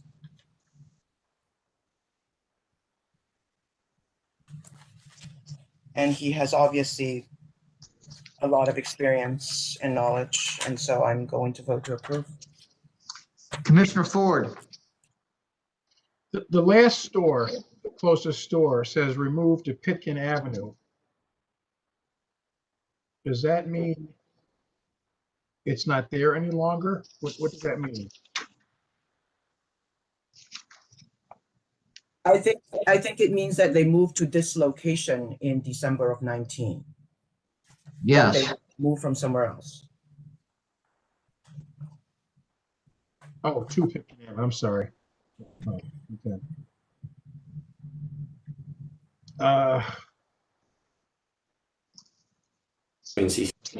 This is such a small store, and it's not bulletproof amongst a sea of others that are bulletproof. So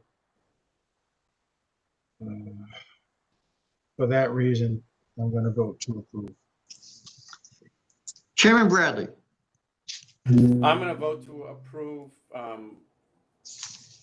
One, it is a small store.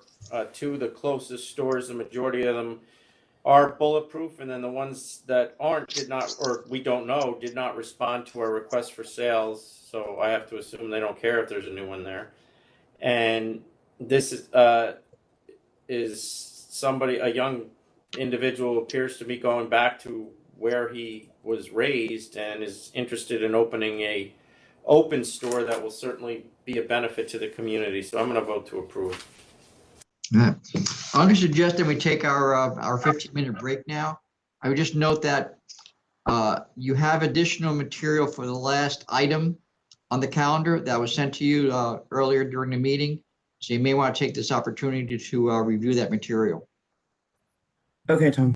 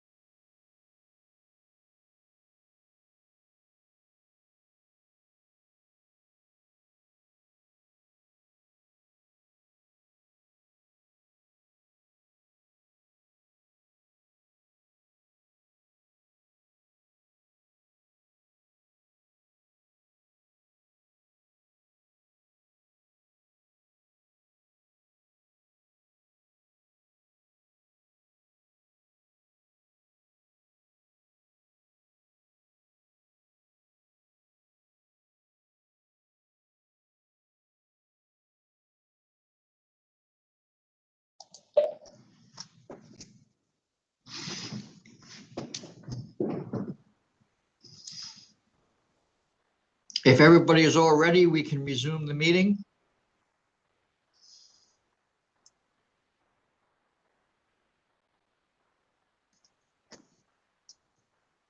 I am. I'm good. Okay, then. So the next item on the calendar is 594 Cocoa Pine Neum Caribbean Restaurant LLC. This is a application for a new on-premises liquor license. This is a restaurant with 2 employees, principal as the manager. The method of operation in the public interest statement said they will have recorded music, karaoke, DJs, patron dancing, and security as needed. They will use promoters and have 6 private events a year. They amended the method of operation of the application after the 500-foot hearing when the ALJ said there was no public interest. The amended application method of operation says no music, but dancing is permitted. So figure that one out. Max occupancy is 70. They say they have seats for 24 at tables and the bar. Principal has no experience. The ALJ said no public interest because of the method of operation and the negative effects on the community. There are residential units above the restaurant, and we have no information on what their input, if at all, would be on this. There are no protests. This restaurant is open, I believe, already without alcohol.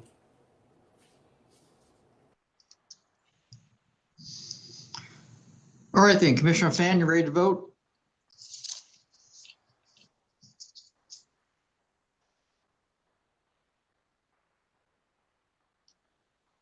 I think you're muted, Commissioner Fan. The 500-foot hearing actually came out against this applicant, but as Chairman said, since this restaurant is already operating, I do feel like they deserve some sort of a license, and please come back for reconsideration if this is too stringent, but really we want you to have a restaurant, not a nightclub in the middle of this area. And so I will vote to approve with the following conditions: 10 p.m. across the board, closed, recorded music only, no promoter, no security guard, no karaoke, and no dancing.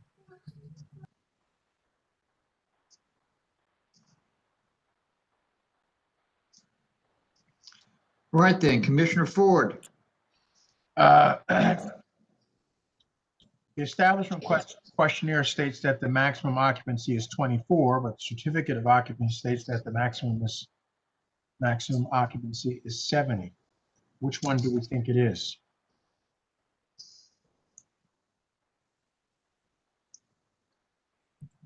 I get a sense that we go with what the applicant says, right? Well, they say they have 24 seats, but the max occupancy is going to be 70. I think the point being that obviously there could have customers that don't have seats. No, Commissioner Ford is correct. It indicates on the EQ that there's the maximum occupancy for the present premises is 24 with 5 tables, 4 tables, and 4 at a counter. So a total of 24 seats. So I'm not sure if the applicant just thought 24 seats was the max occupancy or if that's the max occupancy they intend to have. Okay. But it seems like they only have seating for 24. Okay. So in the case, Commissioner Ford, if they indicated that the max occupancy of their premises was going to be 24, it would be 24. Okay. And that's something that they could take up and clear up with licensing should we approve this anyway, correct? I mean, that shouldn't have to come back to the full board. I apologize. Well, Commissioner Ford, can you report? It would only come back to you, Commissioner Ford, it would come back to you if you want it to come back to you. If you're opposing that as a condition to 24, it would have to come back. Otherwise, you can just say, let licensing sort it out. Let licensing sort it out. I'm saying that doesn't need to come back to us. I will approve as well then. And since they're saying there's not going to be any music with patron, oh, I think they meant there's no music with patron dancing permitted. So does that mean that there is music but not with patron dancing permitted? Is that what they meant by that statement? I think, Commissioner Ford, what they mean based on your earlier question and this information that you're asking about now is that this application is a mess. That's what it means. Yeah. And, you know, I'd like to approve it as well, but I'm going to vote to deny to give them a chance to clean it up and ask for reconsideration and bring it before us again. So I'll do it that way. Chairman Bradley. I'm going to vote to approve with all of Commissioner Fan's conditions, except I want to add one as long as she agrees that there'll be no DJ. Yes, of course, no DJ.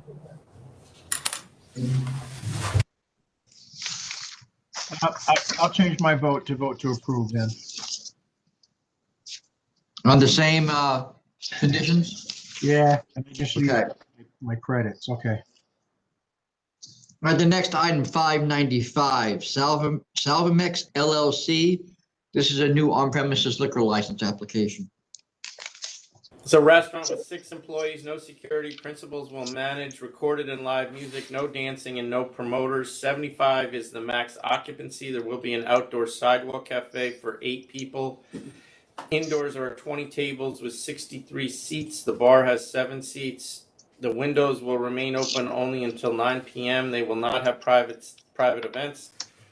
And the principals have some experience. The ALJ found no public interest because the area is saturated with the same type of a licensed establishment.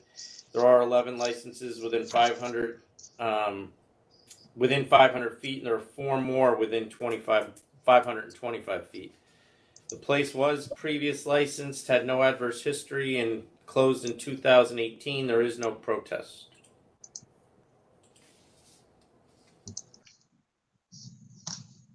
All right then, Commissioner Fan.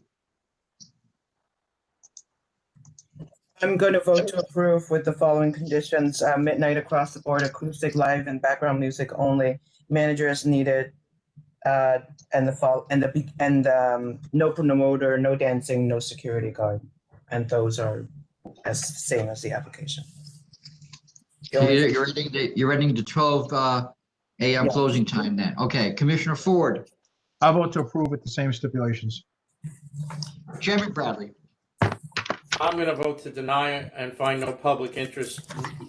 I agree with the ALJ. I was in this area significantly over the summer, and on this street, there are literally dozens of restaurants within a 5-minute walk of this location with the same method of operation and the same type of food. And it really, in my view, became a problem. All right then, the next item, 596, is a defaulted pleading. The license expired in last month. It has not been renewed.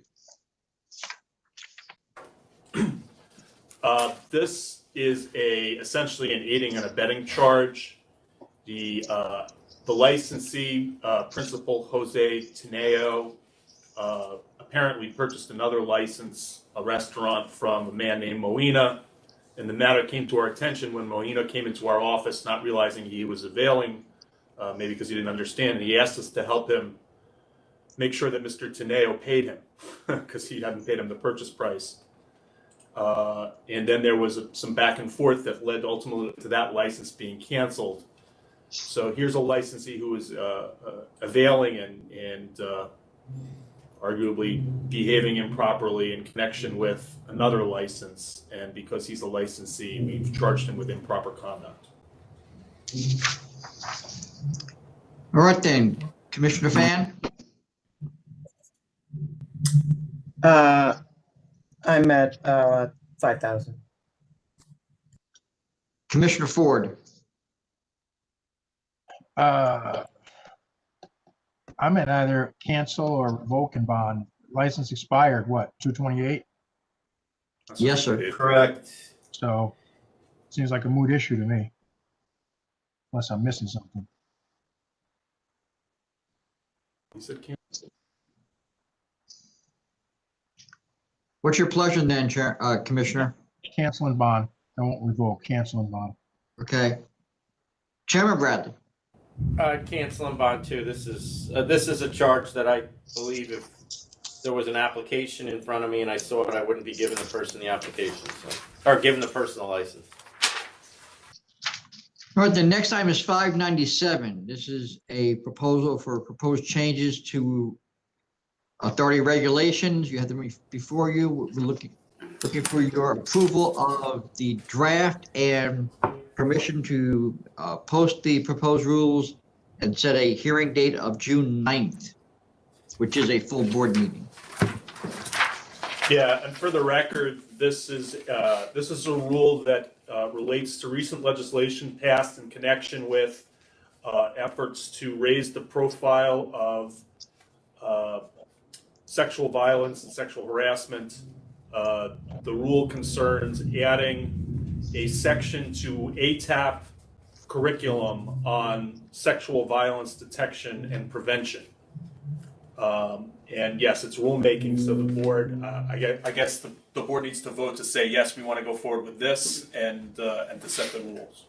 The board to needs invite to the sign. comment.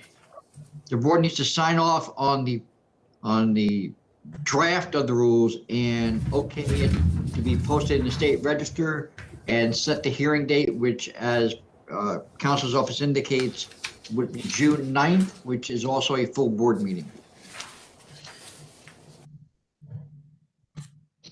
So with all of that, Commissioner Fan? Yes, I will vote to approve.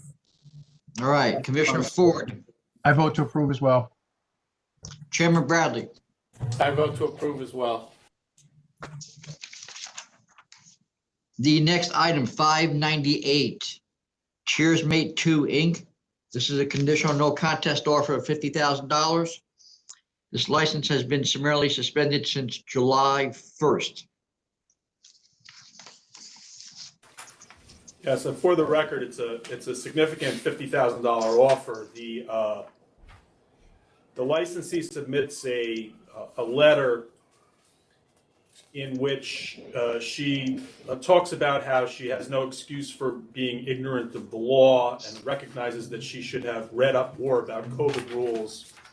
And I'm frankly at a loss as to how that explains away the fact that she had 5 visits from the fire marshal and was told on 5 occasions, or her premises was told on 5 occasions, that they were overcrowded, that they needed to be serving food, that they had standing and drinking, that these were all executive order violations.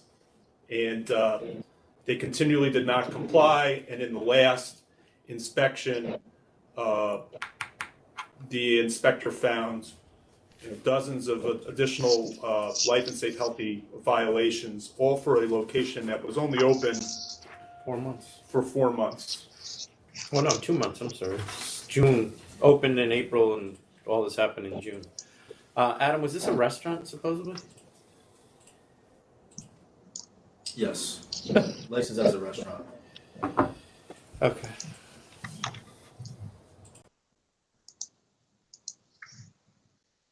All right then, Commissioner Fan, are you ready to vote? Yes, I'll accept 50,000. Commissioner Ford,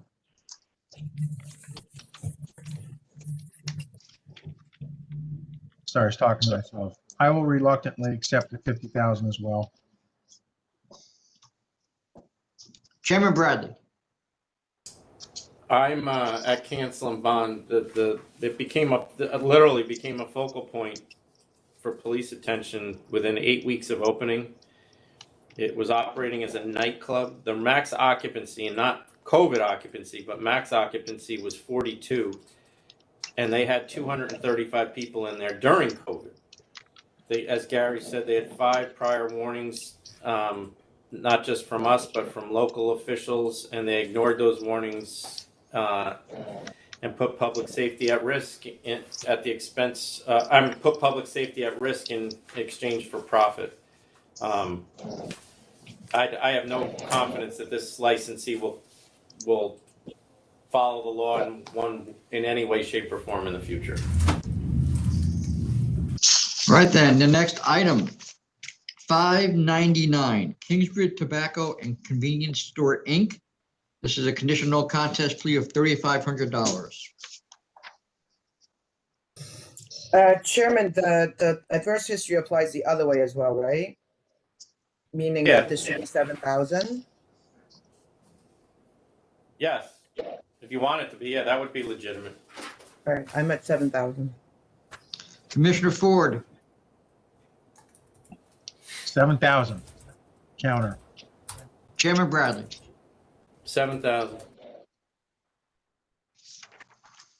Next item is 600 Midtown Grocery and Candy Corp. This is a $3,500 conditional offer.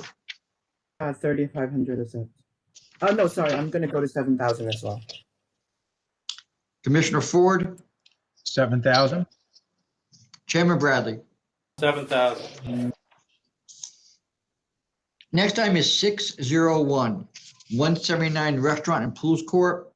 This is a $15,000 conditional offer. This license has been summarily suspended since December 30th. I'm gonna reject this. I'm not gonna accept a $15,000 CNC without any explanation as to how they have actually fixed the problems. I don't have enough faith that this is gonna be under compliance to actually accept 15,000, so. Yeah, I was gonna, thank you, Commissioner Fan. I was gonna jump in and say that the CNC that was offered has nothing from the licensee and just a general statement from a representative that all is corrected. But this is a location that cannot operate under the existing executive order restrictions because it doesn't have food available and doesn't have a permit to serve food. So, in addition to all of the other life and health safety matters that need to be addressed, that needs to be explained as to how this location is going to be in compliance before I would advise it would be appropriate to return a license to it. They're not even compliant with just standard run-of-the-mill everyday ABC log on. That's true as well. So what do we do? Not to mention just the executive order. I would recommend that. I mean, look, you could just reject it, but it is a suspension. So I think for purposes of not forcing them to jump through extra hoops, we could adjourn it to the next meeting and ask them to present support for their offer in the form of a proof that they've fixed these things. That's fine. And if we don't get anything by the next meeting, I think at that point you could just reject it and we would take it back and go to hearing. Yeah, that's fine with me. I'll go for that. What about you, Commissioner Fan? That's fine with me. Chairman Bradley. Yes, that's fine with me as well.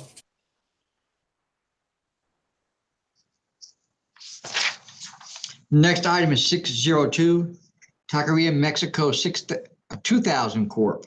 This is a pleading default. I'm at 1,500. Commissioner Ford, Yeah, only 4 people over capacity. 1,500 as well. Chairman Bradley. 1,500. Next item, 603 Tapped 1010 Inc. It's a $1,500 conditional no contest offer. 1,500. 1,500. Commissioner Ford, 1,500 accept. Chairman Bradley. Accept. 604 MJB Ale House Inc. It's a conditional offer of $50,000. This license was merely suspended on January 13th.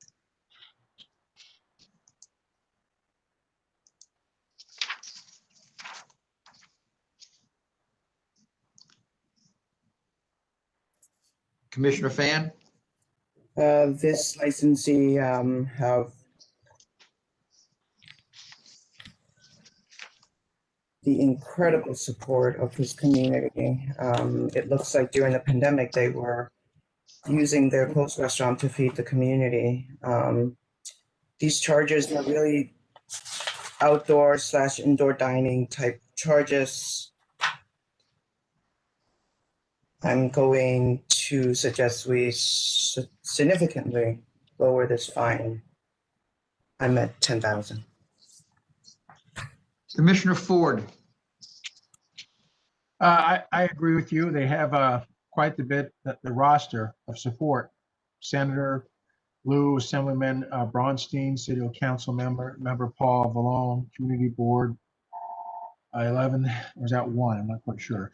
But nonetheless, I also think we can go lower too. I was willing to go to 20,000. Chairman Bradley.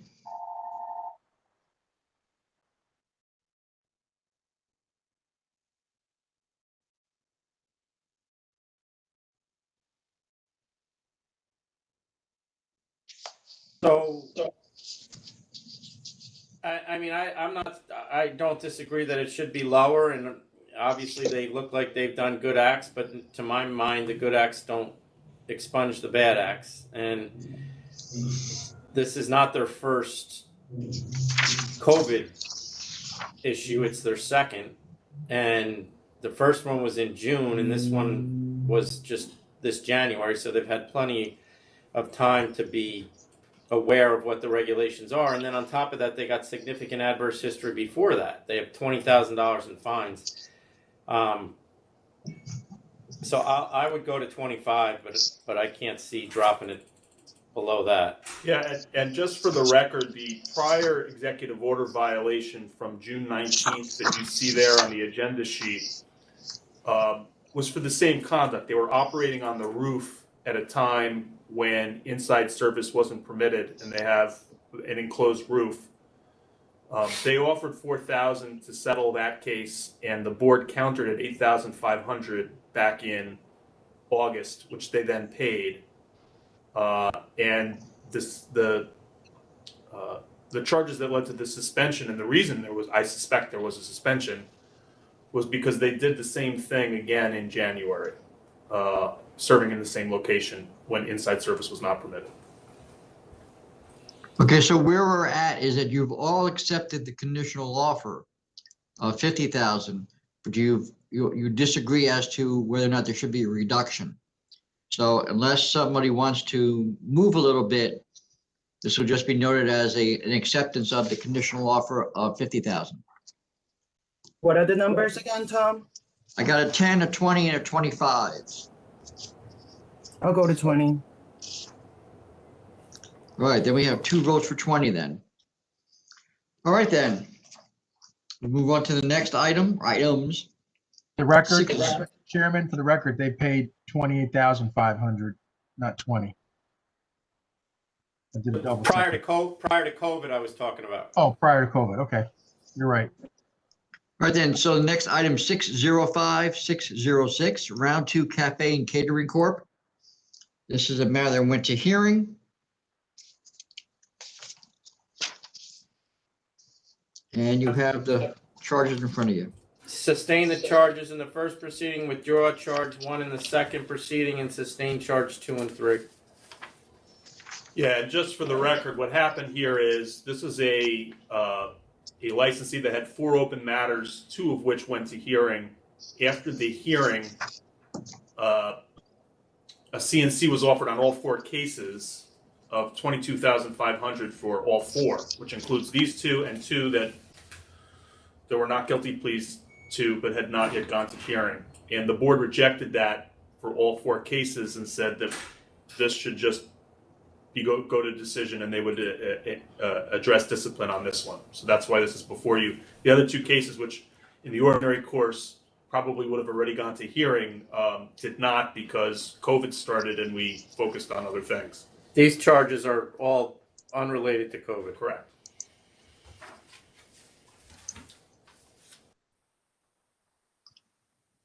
Right then. So Commissioner Fan, I'm at 10,000.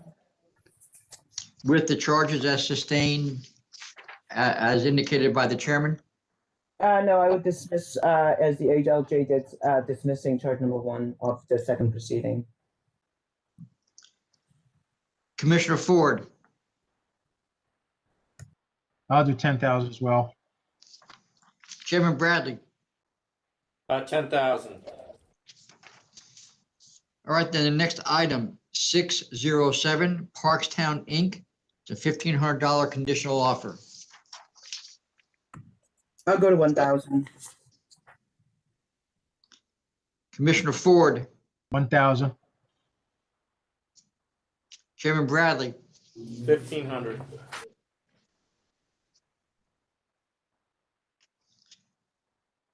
right, the next item is 608. Bain Restaurant Corp. It's a $1,500 conditional offer.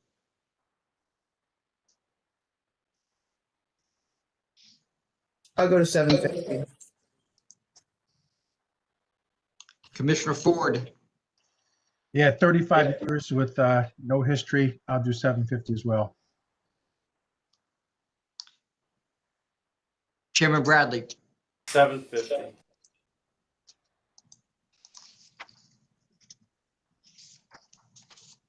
next item 609. 3767 Lucky Lotto 1 Corp. This is a pleading default.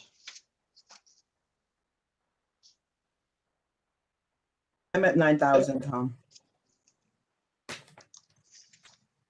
Commissioner Ford,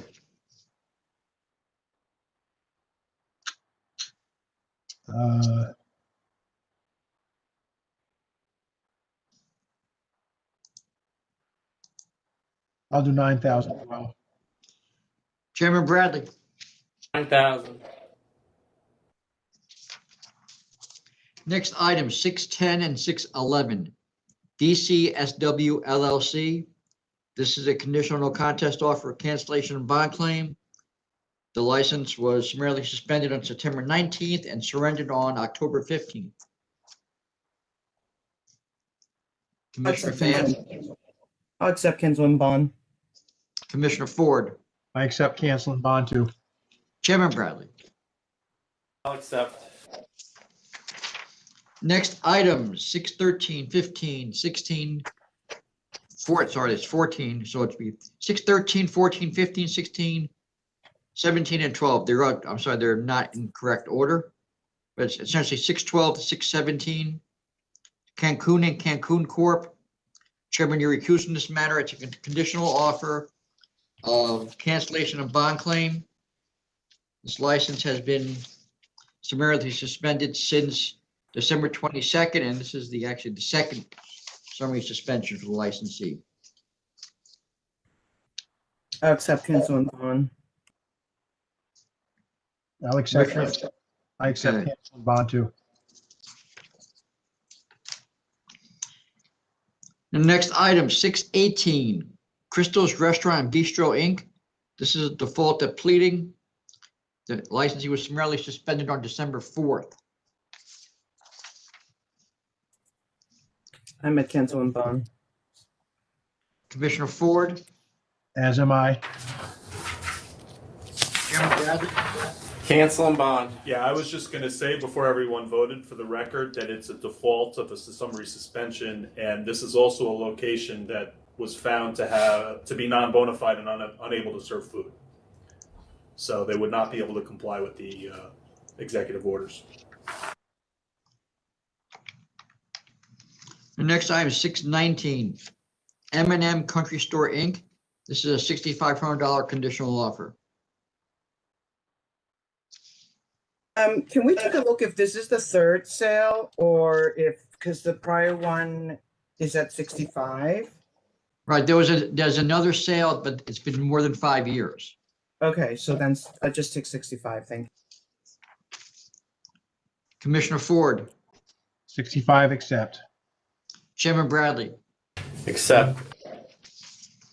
Next item, 620, Larry's Chinese Restaurant and Bar Ltd. This is a $2,000 conditional offer. I'll accept it out. Commissioner Ford, Accept. Chairman Bradley. Accept. 621, Reykjavik LLC. This is a $1,500 conditional offer.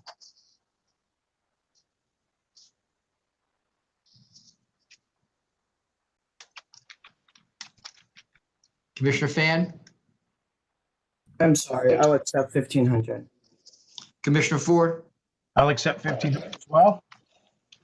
Chairman Bradley. Accept. Next item 622, 623, Lorraine's Bar and Grill, Inc. This is a $2,500 conditional offer. 2,500 accept. Commissioner Ford, 2,500 accept. Chairman Bradley. I'll accept. Next item, 624 Bella Havana Inc. It's a $1,500 conditional offer. 1,500 accept. Commissioner Ford, 1,500 accept. Chairman Bradley. Accept. Next item is 625 TK Food Concepts LLC. It's a $1,500 conditional offer. I'll accept 1,500. Commissioner Ford, 1,500 accept. Chairman Bradley. Accept. Next items 626, 27, 28. 1679 3rd Avenue Restaurant Corp. This is a $4,000 conditional offer. I'll accept 4,000. Commissioner Ford, 4,000 accept. Chairman Bradley. This is their third hit with COVID, but they're all minor. I'll accept. Next item 629 Spiro's Restaurant Inc. It's a $10,000 conditional offer. This license was summarily suspended on February 1st. I'll accept 10,000.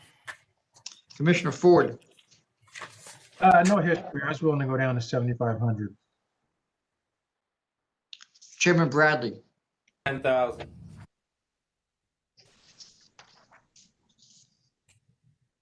Next item is 630 Smokin' Joe's Lyle Inc. This is a $6,000 a $3,000 conditional contest offer. This license was summarily suspended on January 2nd. I will accept 3,000. Commissioner Ford, 3,000 accept. Chairman Bradley. Accept. Next item is 631 Miller's Ale House Inc. This is a $1,500 conditional offer. Commissioner Fan, I'll accept 1,500. Commissioner Ford, 1,500 accept. Chairman Bradley. Accept. Next item is 632 Gemini's Lounge and Rest Inc. It's a $1,500 conditional offer. 1,500 Fan? accept. Okay, Commissioner Ford, 1,500 accept. Chairman Bradley. I'll accept. Next item is 633 Indian Summer Inc. It's a $1,500 conditional offer. 1,500 accept. Commissioner Ford, 1,500 accept. Chairman Bradley. Accept. Next item is 634 BMS Riverside Inc. It's a $1,500 conditional offer. 1,500 accept. Commissioner Ford, 1,500 accept. Chairman Bradley. Accept. 635 PCPG LLC. It's a $2,000 conditional offer. Accept 2,000. Commissioner Ford, 2,000 accept. Chairman Bradley. Accept. 636 Northern World of Liquors Inc. It's a $1,500 conditional offer.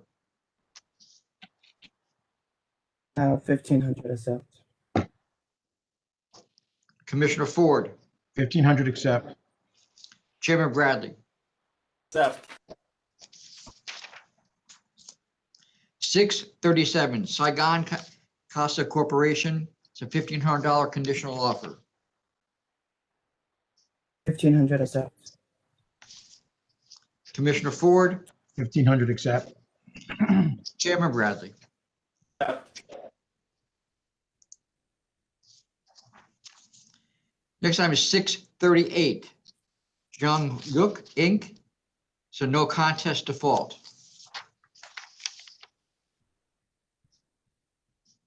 Commissioner Fan, 1,500 accept.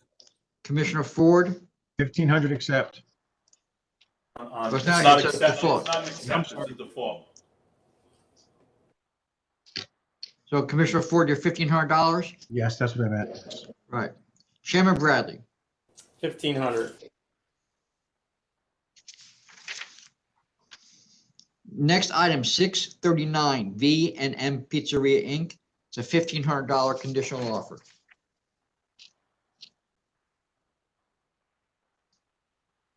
I'll accept 15. Commissioner Ford, This one I accept. all right. Chairman Bradley, I'll accept. next one, 640, 1024 Morris Park Restaurant, Inc. It's a $1,500 conditional offer. I'll accept 15. Commissioner Ford, Accept. Chairman Bradley. Next item, 641, Nostro Sapor Restaurant LLC. It's a $1,500 conditional offer. Commissioner Fan, I'll go to 1,000. Commissioner Ford, 1,000. Chairman Bradley. 1,000.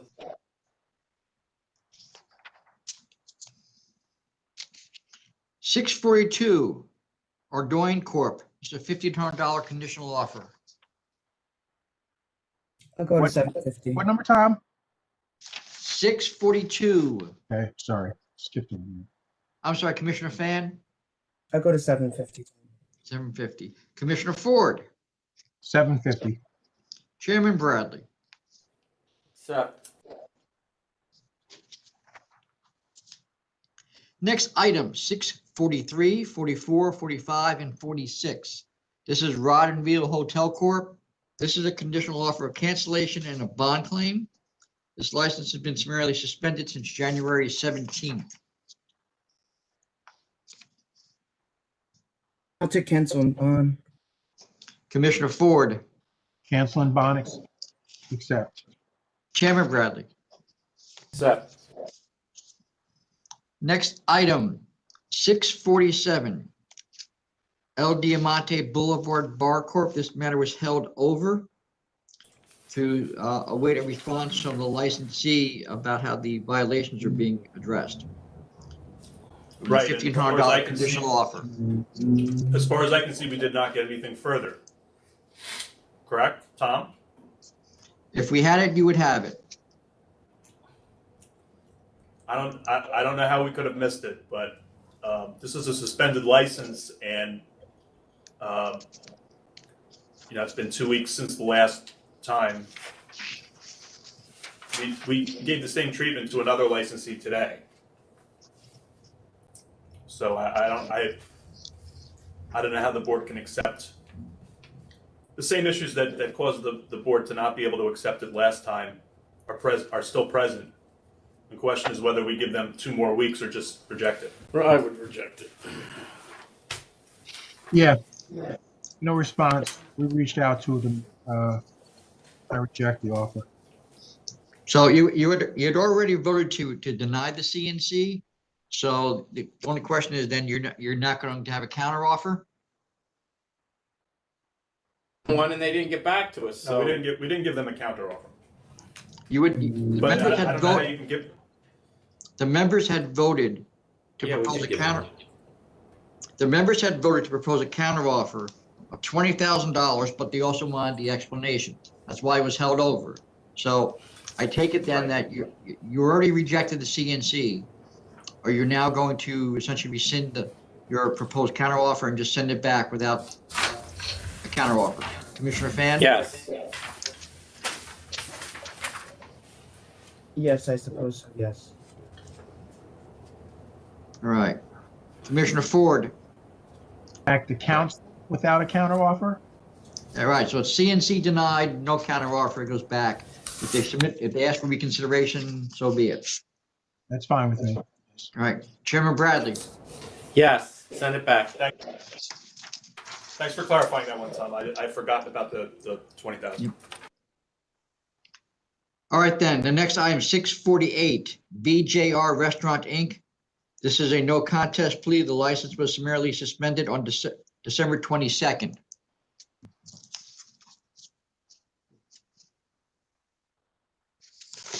Well, indicates he wants a straight no contest because I guess counsel's office said it would be 30,000, and he knows he cannot afford that.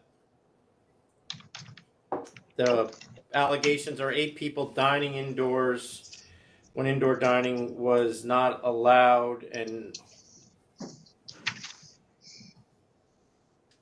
That's correct. There's also an unauthorized trade name charge, and there was employees with no masks.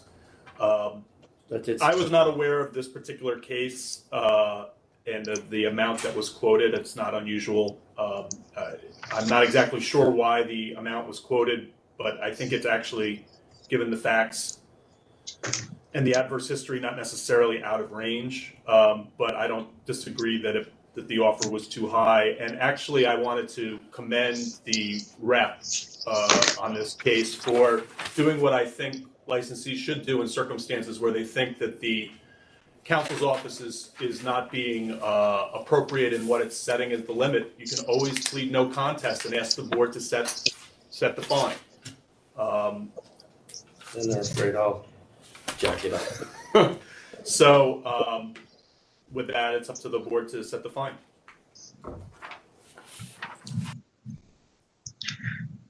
Commissioner Fan, I'm at 10,000. Commissioner Ford, I'll go with 10,000 plus a letter of mitigation. Commissioner Ford,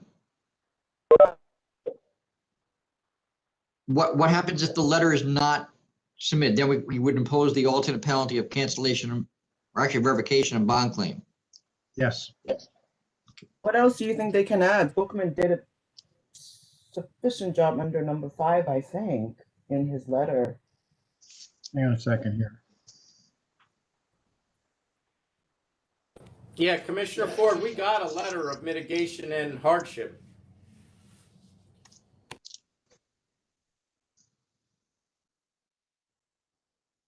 Give me just a moment.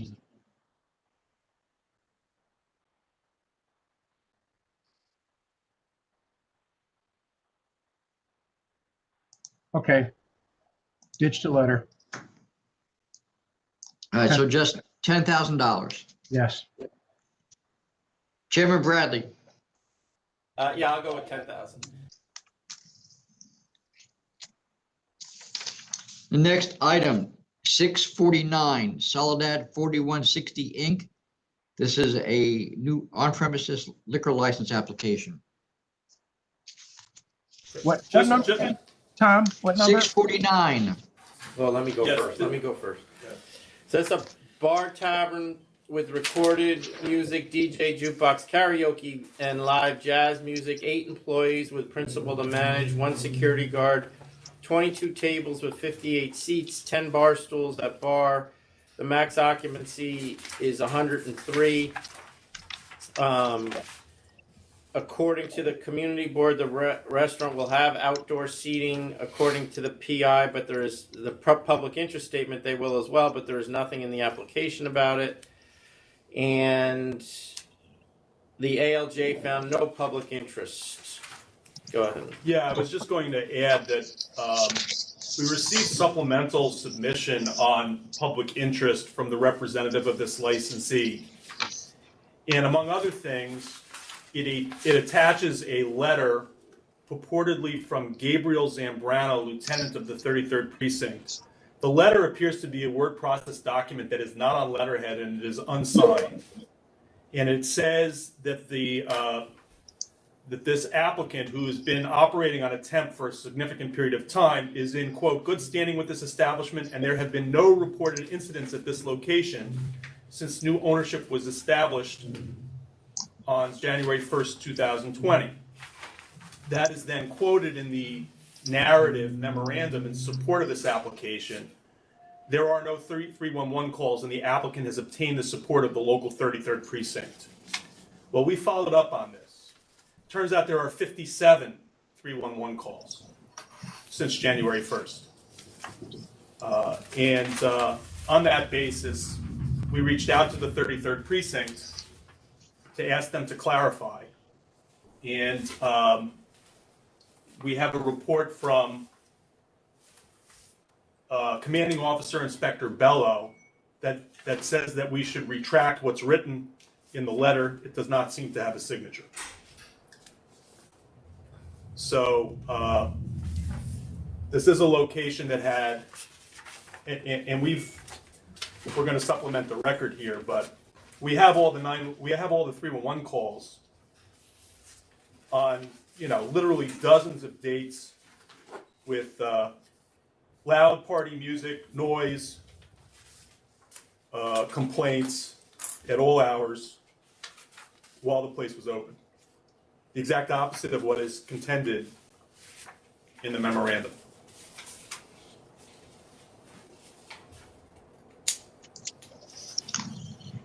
Do we All right, have Commissioner. COVID?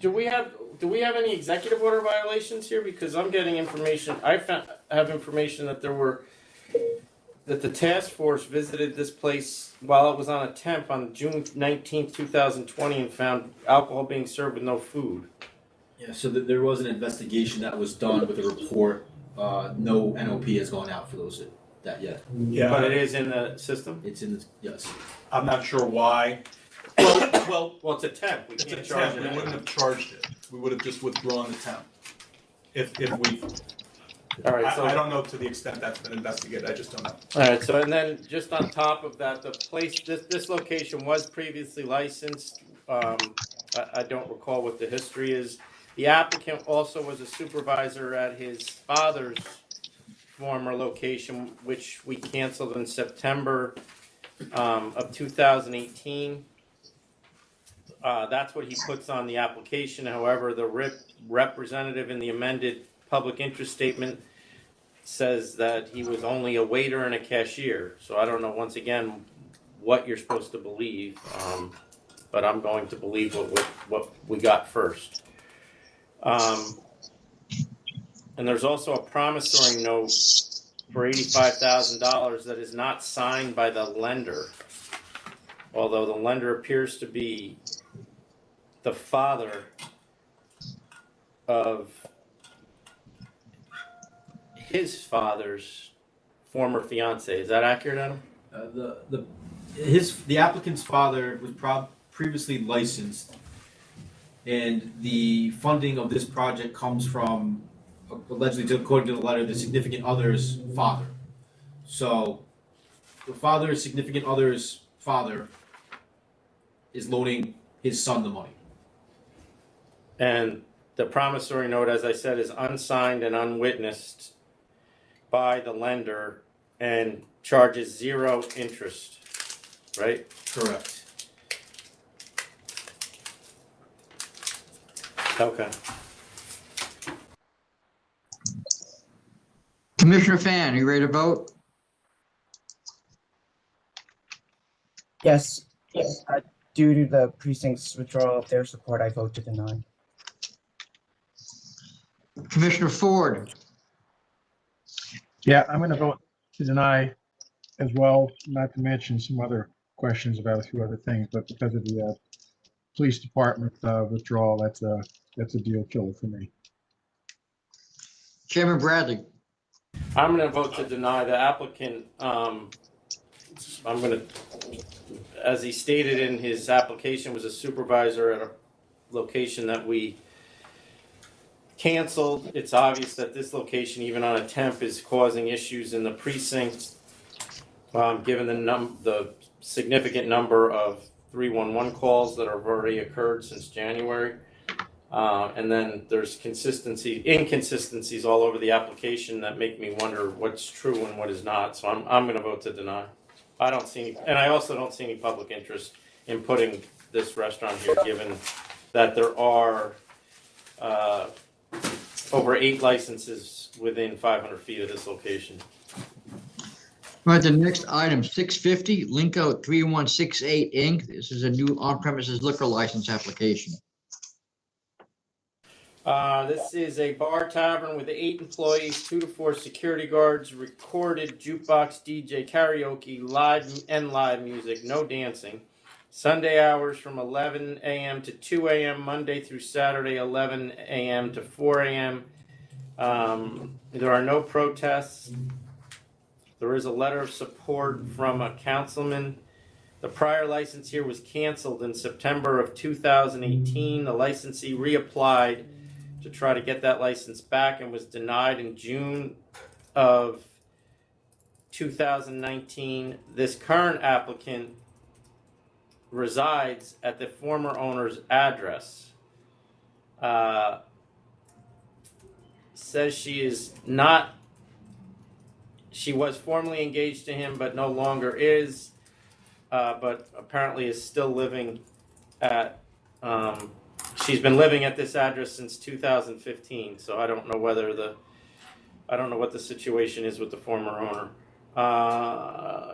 This is not a 500-foot case. She does have adverse history at another license that she has of noise and disorder for one charge, and she has the method of operation of this establishment will be the same as the one that was canceled substantially the same as the one that was canceled in September of 2018.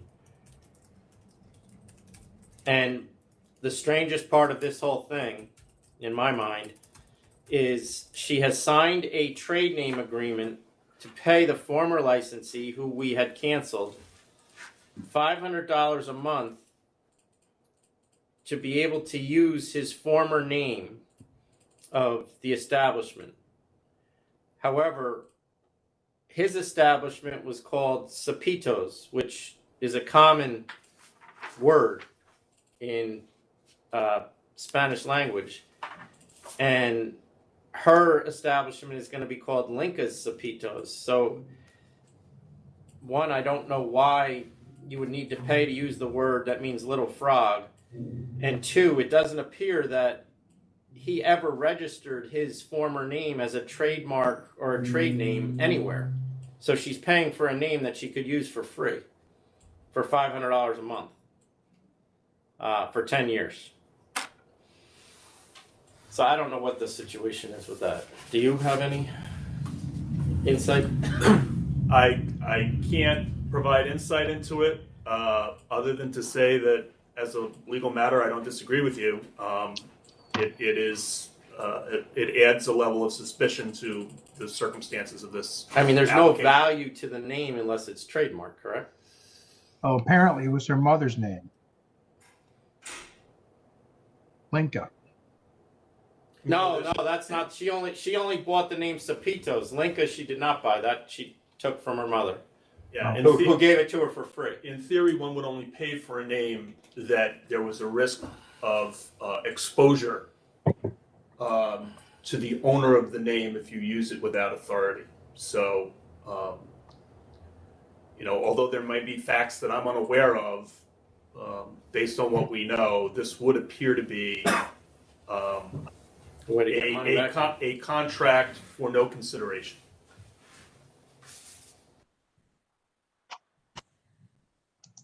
With that, then, Commissioner Fan, are you ready to vote? Yes, as council and chairman just pointed out, there are just way too many questions here to approve, so I'm going to vote to deny. Commissioner Ford? Yeah, despite great letters of support that she has from the electeds and the PD, I just think there's some questions here that have not been answered. So I don't see that I have any choice but to vote to deny as well. Chairman Bradley? I'm going to vote to deny as well. I think the reasons have been articulated. Next item, 651, Spot Bar NYC LLC. It's a new on-premises liquor license application. This is a tavern with 34 employees,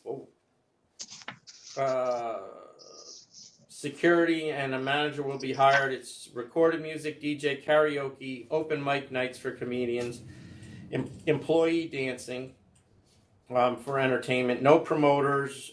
They will have private events. The max occupancy is 147. with table seating for 105 and 15 at the bar. There is strong opposition from the community board. This place was previously licensed as a sports bar with little adverse history, I should say. The CB is opposed mostly because they're saying the method of operation is not the same as the old place, given the live performances, and they are concerned it will disrupt the neighborhood and the quality of life in the area. The ALJ said no public interest, mostly agreeing with the community board. Both applicants do have a license together that does have some history. It's actually, I believe, 13 blocks away, and one of them also has a license that was canceled for availing and failure to conform to the application twice. They are terming this as a video bar with DJ karaoke, drag shows, and comedy. There are 17 on-premise licenses within 500 feet. And that's about all I got. And they also want to be open till 4 a.m., I believe. The licensee that was there before, I believe, closed at what, like 1 or 2? They had a He had- 4 a.m. license. He had 4 a.m. I don't think he stayed open, but I believe he was allowed to be open till 4. Right. Correct, Adam? Yeah, it doesn't look like there's any restrictions on the prior licensee at that address. But the community board's Skip, yeah. point was that that area of 10th Avenue did not have a late night location, a all hours location. So I guess we could presume from that there was not crowds on the street or other noise in the same way that they're concerned there would be now. And there are hours that they, I guess, told the community board they want to be open until 2 a.m. Sunday through Wednesday, 3 a.m. on Thursday night, and 4 a.m. Friday and Saturday. There are letters, besides the community board opposition, there are a significant number of letters of support from people in the neighborhood and many of which are also out of the neighborhood. The licensing committee, I believe, approved it unanimously by the community board, and the community board full vote was kind of split down the middle. I don't necessarily think the committee vote was unanimous, but they did approve it. Yes. And it was not approved by a relatively close vote at full board. Oh, eight in favor and 3 opposed. I'm sorry, you're correct, Commissioner Fan. Are we ready to vote? Commissioner Fan? Yes, bear with me here. So I do have some personal knowledge of this location. Being a lifelong Rangers fan, I have a sense of where fans gather and what this establishment had been doing while it was a sports bar. They certainly have a lot of activity on the street and on the sidewalks, but I accept that perhaps they were not open until 4 a.m., even though they had a 4 a.m. license. In this package, I read over 60 letters of support, including 2 joint letters from Gail Brewer and Brett Hoylman. They didn't write 1 support letter, they wrote 2 joint letters. And I would say that none of the people who opposed wrote directly to the agency.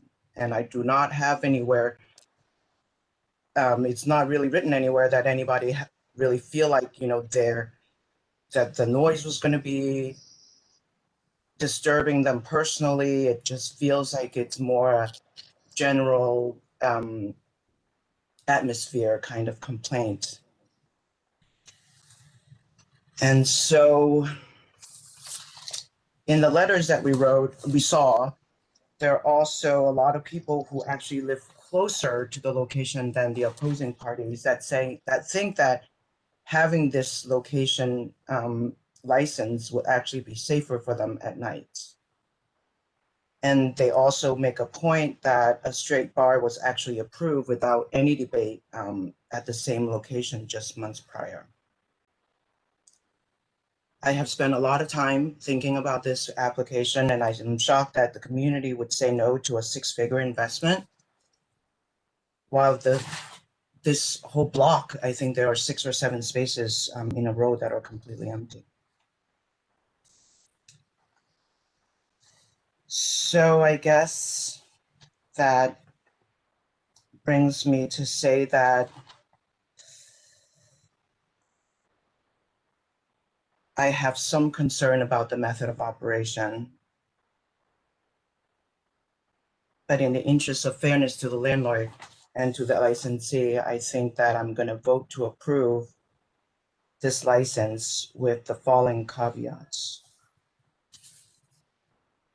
I will adopt all the stipulations that was agreed upon with CB4, but for that, I would change the closing hour to 2 a.m. across the board. And if the licensee is really interested in a 4 a.m. license, you will have to get the neighbors and the opposing parties on board, including the community board, before you should come back. And I also want to highlight the sound report and the implementation of the sound report. And there's also a proposal to do a video bar. I'm not really sure what that means, and I am worried that the light may be illuminating onto the streets, and that is not legal. And so I just want to make sure that that is addressed appropriately between the licensee and the neighbors.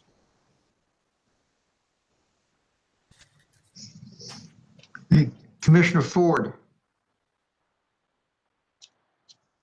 I'm going to defer to the ground knowledge that Commissioner Fan has. And she hit upon something exactly that I was thinking, to step our way into this with just a 2 a.m. closing across the board instead of 4 a.m. for the time being. And then they can come back once they've got the rest of the community to buy into opening it up until 4, and which hopefully won't be before another year at this point. So I'm voting to approve as well. Chairman Bradley. I realized there was another bar here before. I'm quite familiar with this area, and that the bar actually caused no issues. And I don't imagine that if we moved another bar in here, that would cause more issues. My concern here is this is not a bar. This is a nightclub that's going to be doing performances, dancing performances, karaoke performances, open mic night performances, dancing of the employees. And I think the community board has a point that that's not the same MO. It is a quiet area. And when you have performances, as we all know, in locations, people all leave at the same time when they end. And when you have 147 people all walking out of a bar at 2 in the morning because the show is over, it certainly will be more disruptive than the previous location where people are coming and going in a staggered manner. Chairman, does it change anything that they actually agree with the community board that all performances will end at 12:30? Well, even then, So it's still an issue to me. It's still an issue to me that everyone's going to come. You're not putting a bar here. You're putting a performance nightclub space, and they didn't lie to us. They're making it very clear that that's what this is going to be. Like you said, they're saying video bar with DJ karaoke, dancing, and comedy activity. I mean, they're not pulling any punches. I'm not accusing them of that, but I just don't think that I could do that. You know, if the community board couldn't work it out with them when it's clear to me that there are other options within this neighborhood of similar types of locations, then I'm not going to step on the community board's toes. I don't disagree with what they're saying. I would have been, like I said, I would have been willing to put a bar there that had a similar method of operation, but the performance aspect of this just, I think, is going to raise the level of disruption.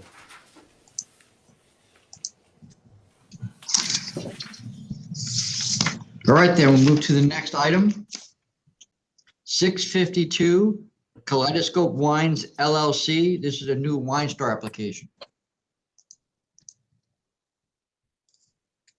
This is a liquor store with no employees. The principal will operate. The principal does have experience in the wine industry, was a wine manager and a beverage manager at restaurants. It's 900 square feet, 300 square feet retail. The closest store is 0.4 miles away. There are 4 stores within 2.7 miles. There are 2 protests. And there are 7 stores within a 3-mile radius, approximately 3-mile radius, according to our proximity report. There was another package store application filed in September of 2020 that is 1.2 miles away. That is actually the next case. So we are taking them in chronological order, as we should. All right, then, Commissioner Fan. The closest door is doing declining numbers. I'm not really seeing the public convenience and advantage, so I'm going to vote to deny. Commissioner Ford. The closest store is declining 0.4 miles, but they're still doing in the millions. And this is just going to be a 300 square foot retail wine store, your wine only.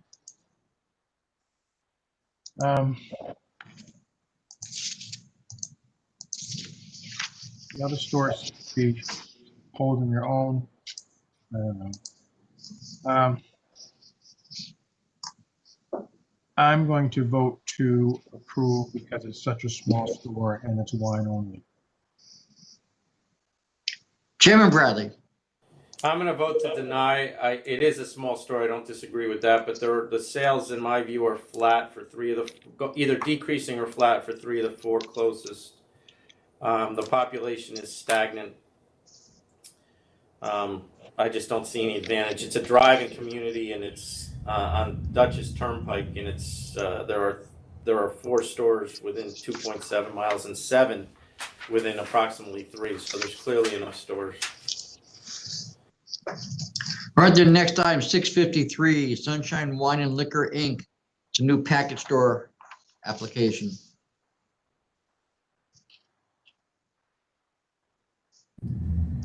So this is a store with 1 employee. It's in the same general vicinity, 1.2 miles away from the one we just looked at. This is not previously licensed. There are 3 protests, which are 3 of the stores from the earlier application. The closest store here is actually 1.6 miles away. There are 4 within approximately 3.3 miles. There are 6 within approximately 3.5 miles. It's 798 square feet retail. 798 square feet total. 560 of that will be retail. And there are 3 protests, if I didn't say that before. Which I think are pretty much the same stores that protested the other one. I believe, yeah, all 3 are. That's probably, I don't know if all 4 are, but certainly 3 of them are. But then, Commissioner Fan, are you ready to vote? Yes, sir. The closest store is 1.6 miles away, so that's some distance. This applicant is putting in almost $500,000 and switching from an auto repair business to this, and I assume he has a client base in the local area, so I want to be supportive of his career change. With that, I'm going to vote to approve. Commissioner Ford.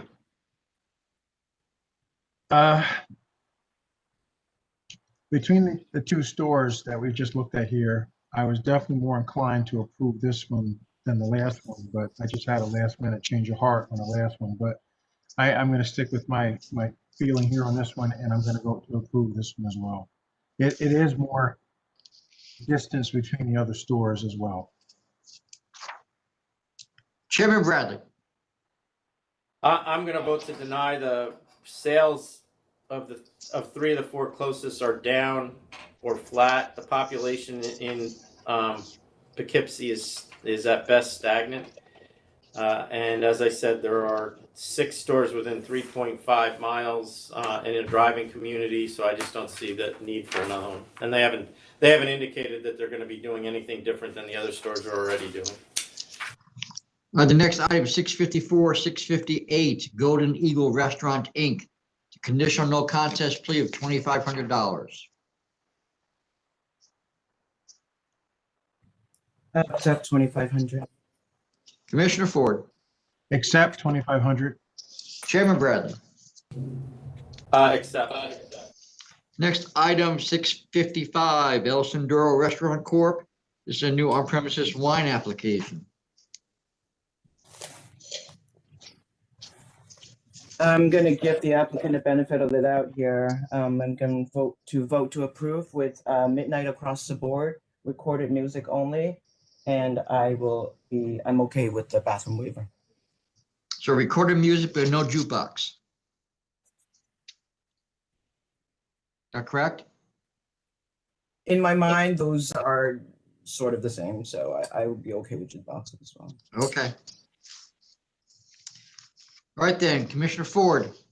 Yeah, there were some issues with the location, but I'm going to give them the benefit of the doubt to give them the waiver and vote to approve as well.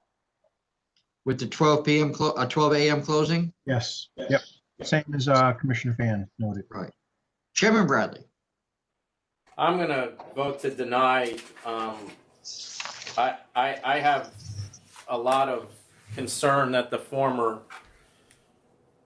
licensee is involved in this. The applicant has a note from the previous from the previous applicant that was denied because of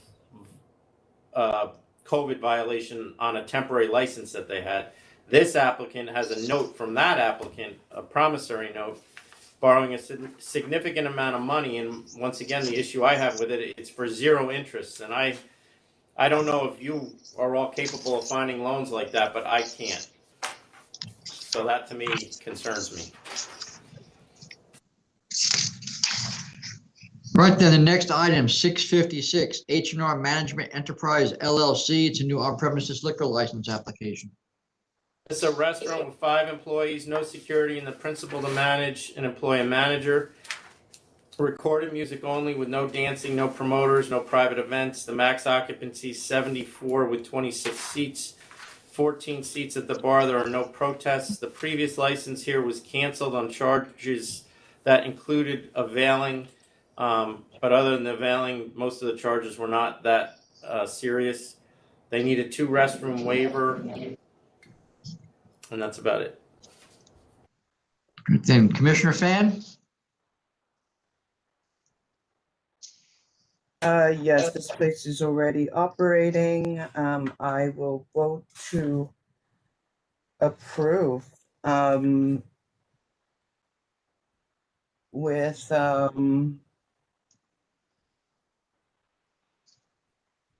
1 a.m. close across the board and everything else as applied for, and I'm okay with the bathroom waiver. All right, Commissioner Ford. I will approve with all the same stipulations. Chairman Bradley. I'll approve with the 1 a.m. close. Next item, 657, Cavon Inc. This is a removal of a current on-premises liquor license.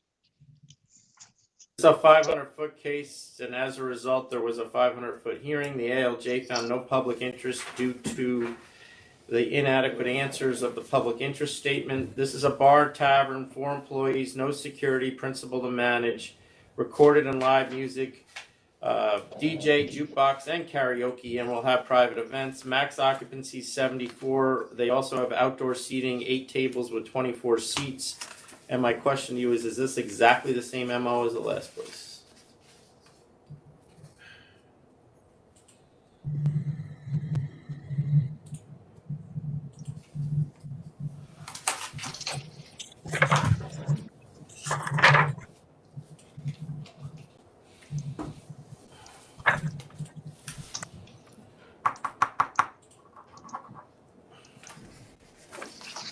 Yeah, same memos. Okay. Community board has no objections. Back in September. Yeah, we have a supplemental that says the community board supports, no? It says, at the present time, we have no objections with this petition and respectfully request a 30-day waiver be granted. All right. Yeah, and I don't think there's anything wrong with the application itself or the merits. It was a fact other than that the ALJ didn't find a public interest because they did not feel that the representative addressed the issues on the public interest questionnaire to their satisfaction.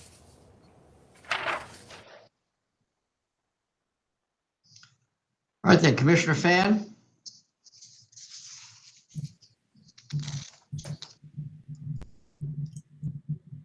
I'm gonna vote. Commissioner Ford.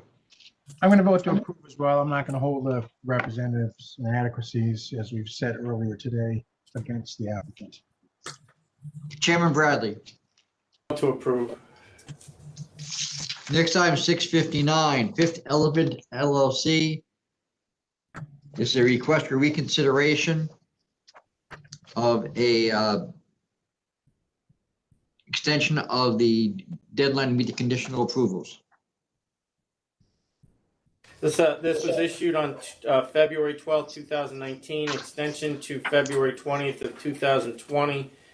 The second extension for 18 months was to August 12th of 2020, and their current 2-year extension went to February 12th of 2020. They are asking for how much? 6 months? We actually make two different asks. The first letter says 6 months to August 12th, 21. And then in the affidavit from the licensee, he's asking November 1, 2021.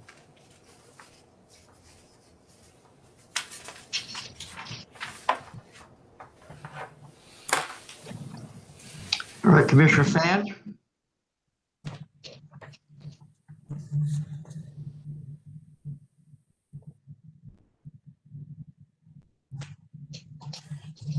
I'm gonna go to August 12th, 2021. Can I just ask you to go to November? What I don't think you're actually thinking about, and I disagree with going that far, is every time one of these things comes on, there is significant amount of work that has to be done by more than one person within our agency.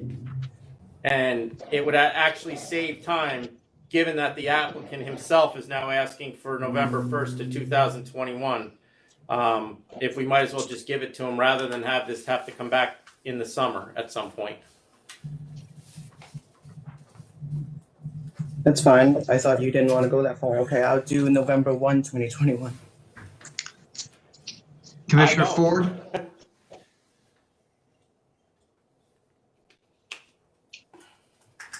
You're muted, Commissioner Ford. Does that make it 2.5 years? Yes. The problem is, I would go along with that, except at our meeting held in September, we granted a final extension to February 12th with no further extensions. So I'm gonna, in this case. Commissioner Ford, everyone that you saw today that I voted against, we had given a final extension to. Right, this is coming before you as a reconsideration of your decision to make the last extension final. Oh, I see.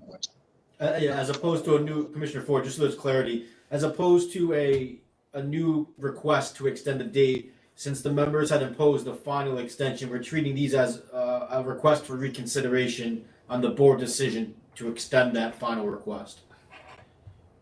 All right. Then I'll go to 11/21 as well. Chairman Bradley. I'm voting to deny. I think Mr. Roberts has explained the reason why earlier. Okay, the next item is 660, Upper Level Bar and Grill, Inc. to request for reconsideration of a full board disapproval of an on-premises liquor license. Yeah, just for the record, this application was disapproved because the prior location was problematic. The new applicants were using essentially the same method and did not appear like they would be able to supervise, and then turned it over to a manager. And the reconsideration is based on essentially 3 points. One is that one of the owners who lives in Canada is applying, does not even have one yet, an E2 visa. And the representation is made that once COVID restrictions are lifted, he will be able to be supervising the place for several hours a week. The presumption from that is that he's not moving to New York, so he's still going to be purportedly managing this place from Canada, although he may come to New York to do so. The second point is that the method has changed, but with due respect to the representative, the only change is moving the closing time from midnight to 11 p.m. They're still using the backyard and patio, which was the problem and what became a focal point for noise at this location, given the neighborhood. And then the third representation is that there's no nexus between this group and the prior group that ran this place, and unfortunately that's not true either. The manager of this proposed location, Mark Anthony Richards, identifies his brother as being the prior owner. There is a gentleman named Dudley Richards, same last name, who was not on that license, but did negotiate a CNC plea for the place that ultimately led to its revocation. So the Richards brothers are a connection between prior management and current management. It's also interesting that the way in which this license ended up being revoked, Dudley Richard agreed to a $13,000 CNC and then didn't pay, and then got the license revoked for that reason. The new investment in this place is even less than $13,000. It's $10,000. Anyway, those are the grounds for the reconsideration that the board is now to consider.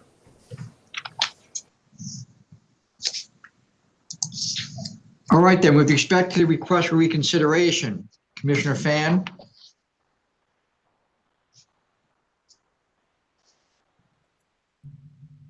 No, I will vote no on reconsideration, given everything that they just said. Commissioner Ford? Although I voted for this before, I'm going to vote no on reconsideration. Chairman Bradley? No, I'm going to vote no on reconsideration as well.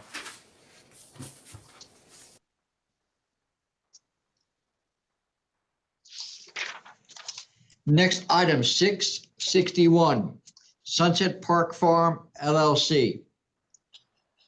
This is another request to extend the conditional deadline.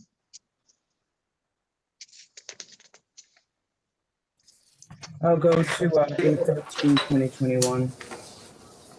I'm sorry, you got muffled there a little bit. What date? Sorry, 8/13/2021. Okay.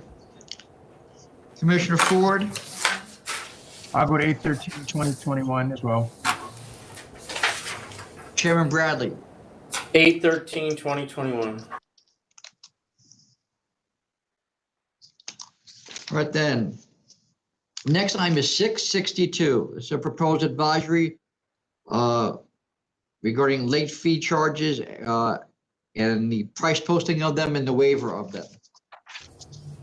Yeah, so for the record, this is an advisory that we posted on the website a few weeks ago and invited comment on. It concerns wholesalers and late fee charges and whether they can withdraw or waive portions of those late fee charges in negotiating with individual licensees who haven't paid on time. The way the advisory is drafted, it adopts a rule that says that late fee charges can be made as long as they're price posted, but they can't be waived due to the discriminatory potential for applying waiver to some but not all licensees. As the advisory makes clear in its language, there is some vagueness in the law as to whether or not a late fee charge is part of the price or isn't. And whether that gets resolved one way or the other, there is still a risk of discrimination.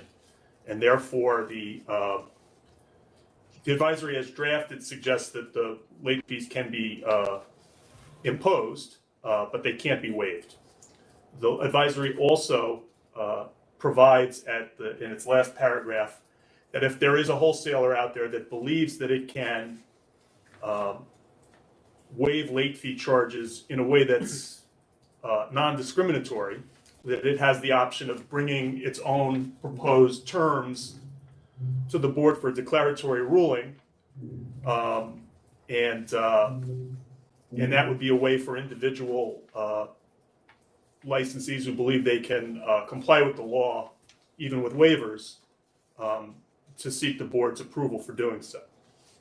We did receive comments in response. We received some comments from individual retailers and from a retail organization that the individual retailers argued that late fees as a matter of course are unfair and punitive.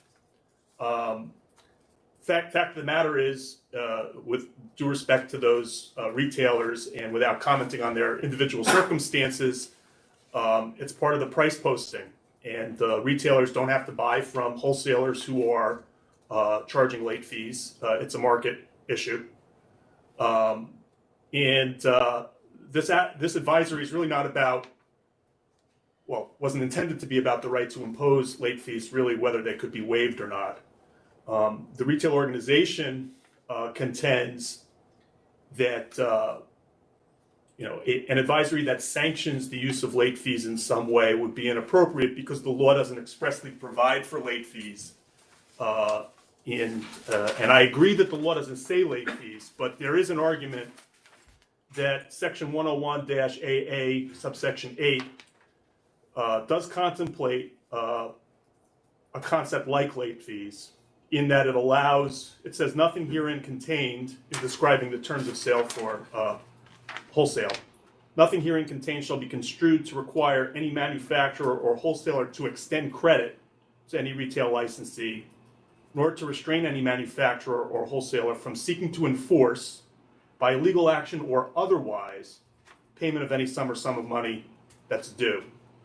So the phrase in the law says by legal action or otherwise you can seek to collect undue due amounts. I'm not exactly sure what otherwise could mean, but it would seem to encompass a concept like charging a late fee to incentivize parties to pay on time and punish them or a little bit for not doing so, and maybe get their compliance in the future. So I don't know that I necessarily, it's obviously a matter of some debate, but the board really, in my view, does need to make a decision on how to handle this situation going forward, because some wholesalers are considering waivers unlawful and are being put at a competitive disadvantage to other wholesalers who are using waiver. One other comment that was made in the responses on behalf of Southern's lawyer sent a note in objecting to the advisory because its view is that it should be allowed to waive, but it also is concerned about even the declaratory ruling process, because it would want to have its terms delivered to the board in a confidential manner, and declaratory rulings generally require, or as far as I know, always require a disclosure, public disclosure of the terms that one would ask the board to approve. So Southern asks for a modification to the advisory that says we could present this confidentially. My reaction to that is, anybody can apply for a declaratory ruling, and if they want to attempt to have the board consider the matters confidentially, it could be addressed at that time. It doesn't necessarily need to be part of this advisory. And I've asked around. I don't know that there's ever been a declaratory ruling that said we approve a set of terms, but we're not going to tell you what they are. It's something we could explore, and we would certainly listen to argument from an applicant for a declaratory ruling or their counsel as to why it would be appropriate for the board to do that. But I don't think that it's necessary for the board to address that now. It should be addressed in the context of particular terms which may or may not be deserving of sealing or confidentiality, and dealing with that on a kind of ambiguous basis as to all potential declaratory ruling seekers. I don't know that that's necessarily appropriate. So with that, I guess, turn it over to the board.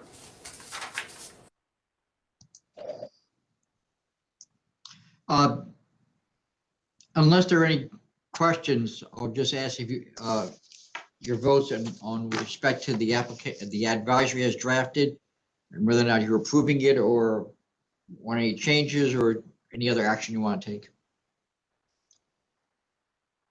I'm going to vote to approve it as drafted. Commissioner Ford,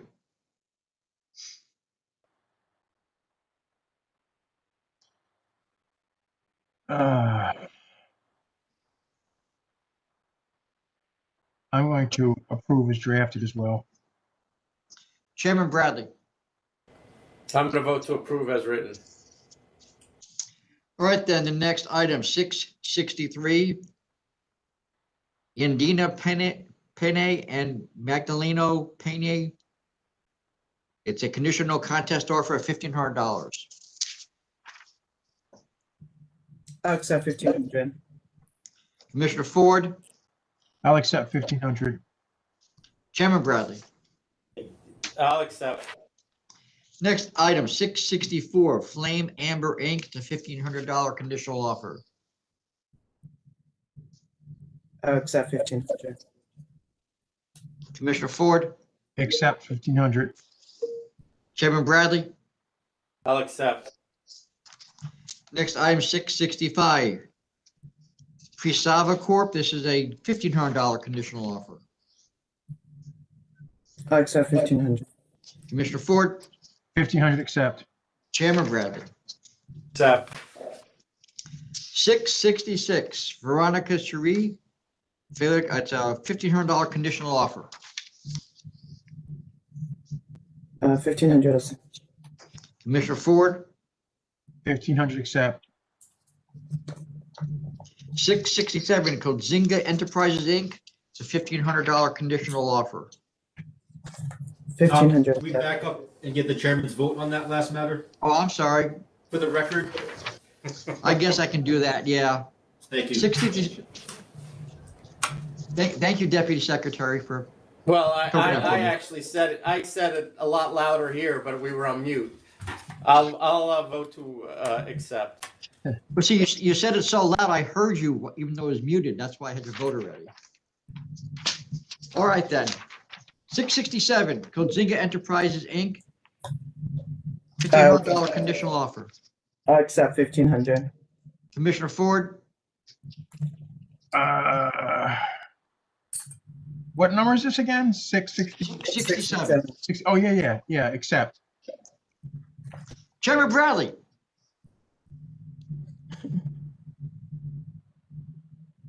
Well, now you're not answering, Chairman Bradley? You got muffled. What was the question? Your vote. 667. Yeah, I'll accept. I'm not going to ask you anymore then. Okay. Next item, 667A, Brothers Bar Corp. This is a new on-premises liquor license application. So this is a bar tavern, 4 employees, 2 security guards. Principal will manage recorded DJ and karaoke music. It's a 500-foot case. There are 10 licenses within 500 feet. The current applicant was a partner in the prior license here, which was canceled after it was surrendered in July of 2020. Yeah, and just to clarify the chronology, this licensee had run up a series of violations that were pending, and then one of the 2 partners in that prior license, and the last license that was in effect in this location, who is the current applicant, applied for a license for a new entity. And that request was rejected in April of 2020 because of the pending disciplinary matter. He then apparently opened up the doors in June, July, without a license because his application had been rejected, and ultimately ended up getting the existing license charged with availing as well. So the current applicant availed the license. The applicant in his submissions to the board says that he unwittingly did so because he thought he could be open because he was on the prior license. Doesn't explain how he could think that, but then apply for his own license and be rejected. So that's the backdrop for this request. He also says that the problems at the prior location were the fault of his partner, and then that led them to get into a conflict, his partner to get into a conflict with the landlord. All right. With that, Commissioner Fan, are you ready to vote? There's a part of me that sympathizes with this applicant, but because he was on the prior license and they basically just escaped any kind of enforcement and canceled, I'm really not comfortable approving this, so I'm going to vote to deny.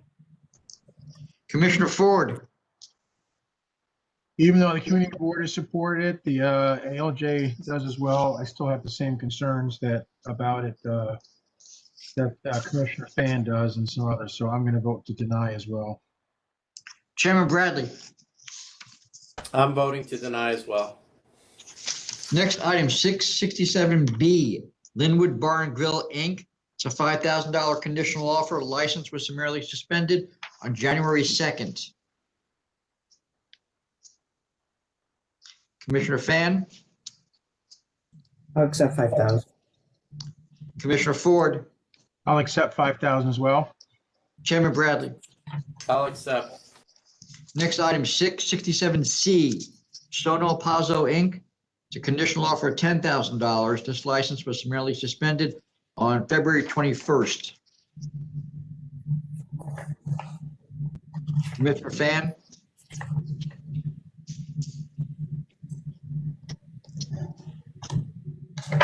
I'll accept 10,000. Commissioner Ford, I'll accept 10,000 as well. Chairman Bradley. Accept. Next item, 667D, Liam's Landing, Inc. It's a $15,000 conditional offer. This license was summarily suspended on February 7th. Commissioner Fan, I'll accept 15,000. Commissioner Ford, I'll accept 15,000 as well. Chairman Bradley. I'll accept. 667E, 79-09 Deli and Grocery Corp. This is a $10,000 conditional offer. This license was summarily suspended on February 10th. Commissioner Fan,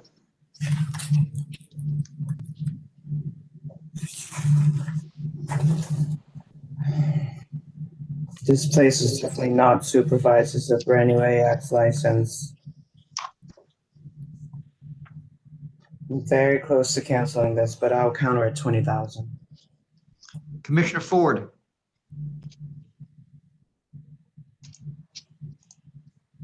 I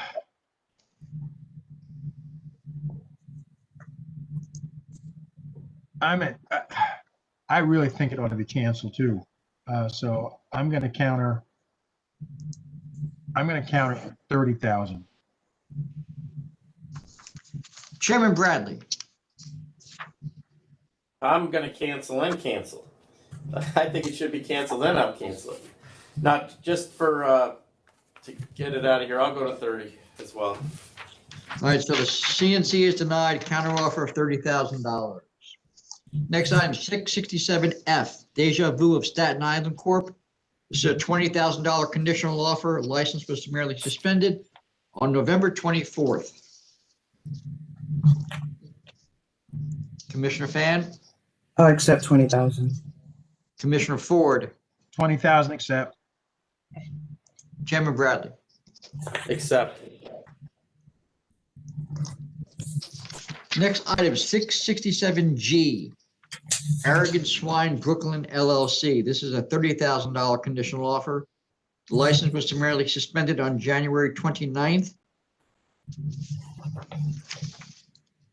Commissioner Fan, Accept 30,000. Commissioner Ford, With no history, I'll accept 30,000 as well. Chairman Bradley. I'll accept. Next item, 667H, Johnny's Restaurant Bar and Lounge, Inc. It's a $10,000 conditional offer. This license was summarily suspended on February 7th.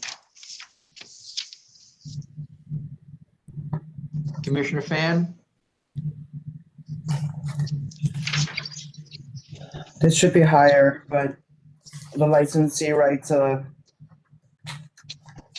sufficient letter pleading his case, so I'm going to accept 10,000. Commissioner Ford, I thought it should be higher. So I'm going to go, I mean, metal gates hiding people out back and stuff like that. So I'm going to go to 15,000. Chairman Bradley,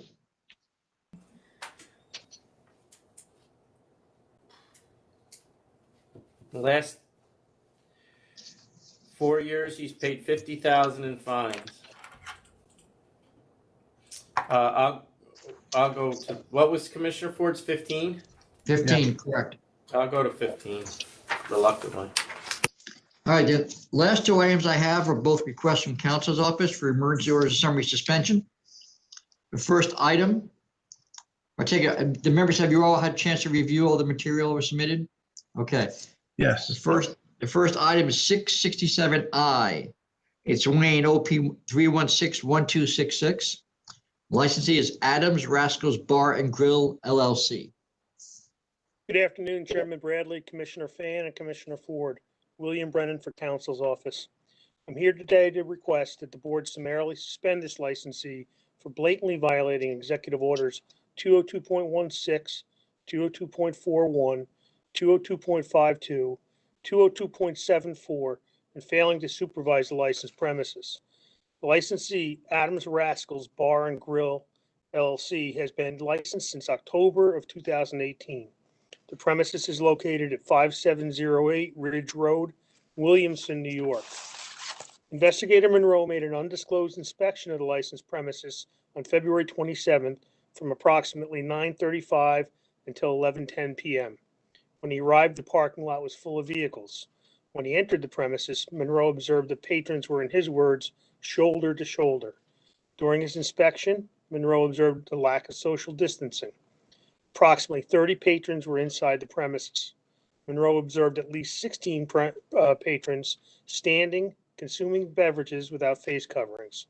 Patrons were continuously walking around the premises, walking to the restroom, walking up to other patrons and socializing without any face coverings.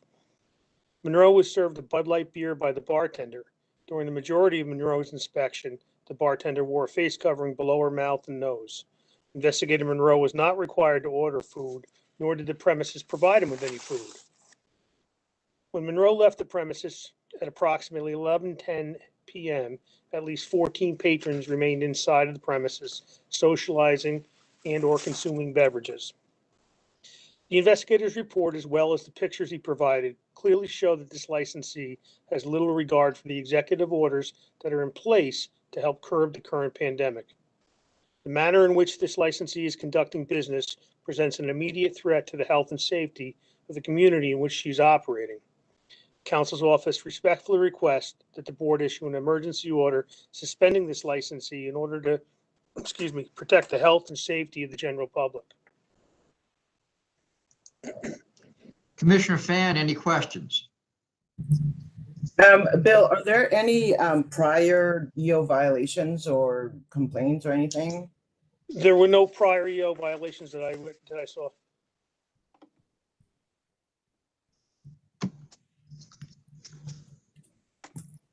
Anything else, Commissioner Fan? No, I'm good, thank you. Commissioner Ford, any questions? You're muted, Commissioner Ford. No prior EO violations. What about any other prior history? Actually, I take that back. There was a prior.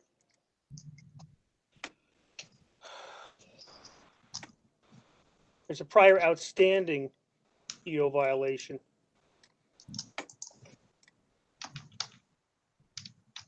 That did not result in a summary proceeding. There was a CNC plea that came in, but the fine letter has not gone out. It's a $1,500 penalty. What was that for? Do you know?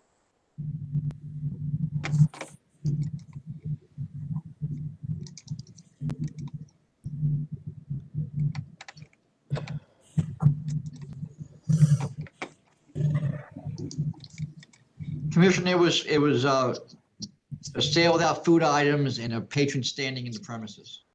Okay, Thank you, Secretary. Sorry, Bill, can I just clarify, that for the NOP that you were just mentioning, that just went out and it hasn't been responded to? No. Since it was a CNC of $1,500, but they haven't received the fine letter yet. Yes. So and they're That's not why I up- didn't pick it up. It's my Yeah, I bad. understand. So what was the date on that violation? That violation,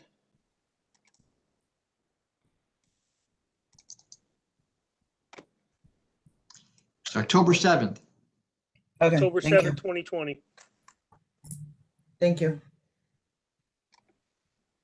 And they won't be getting a penalty letter because those are deferred.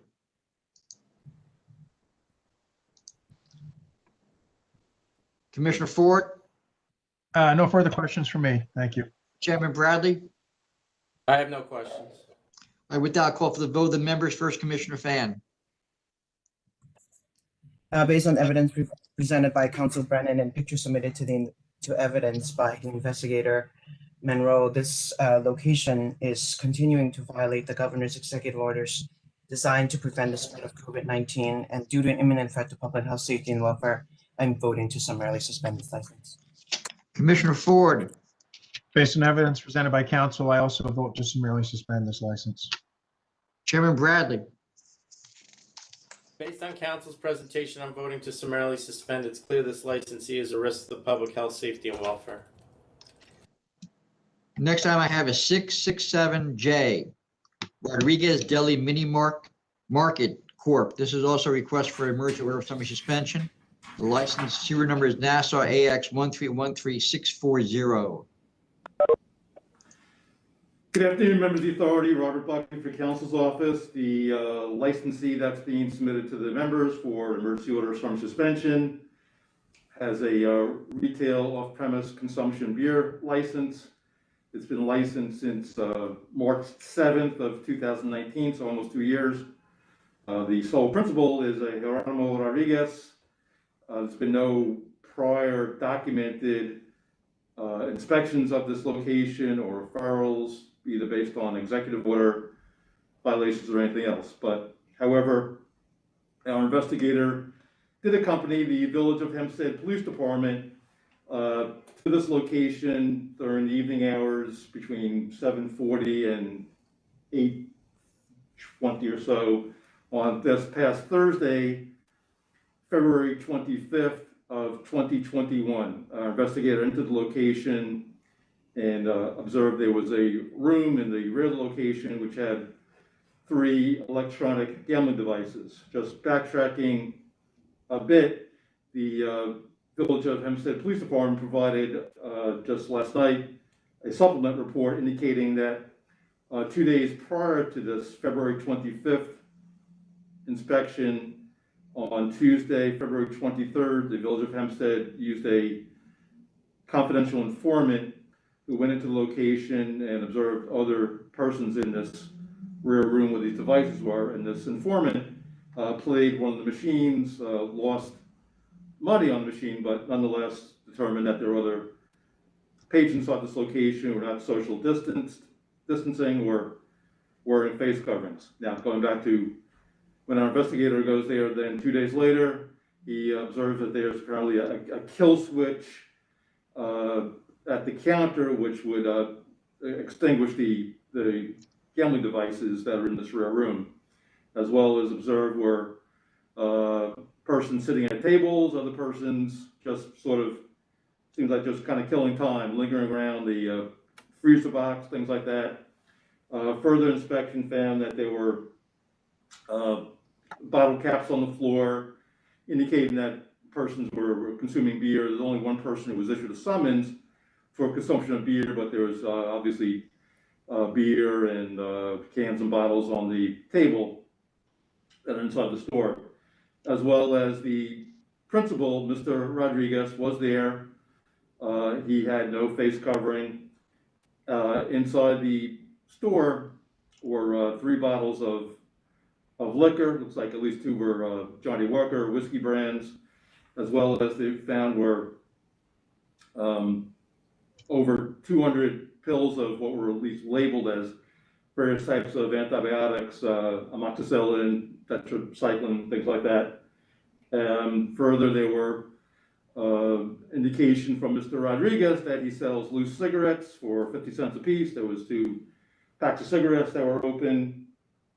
And lastly, recovered by the police was over $3,000 in 2 separate bags, one about $800, the other about $2,500 or so, and also payout slips indicating that, given evidence that persons were being paid out for plays on the machine. So all these things were taken by the Village of Hempstead Police Department as evidence, the money, the gambling machines, the various prescription drugs, which is there's no indication this location is a licensed pharmacy, and cigarettes. And Mr.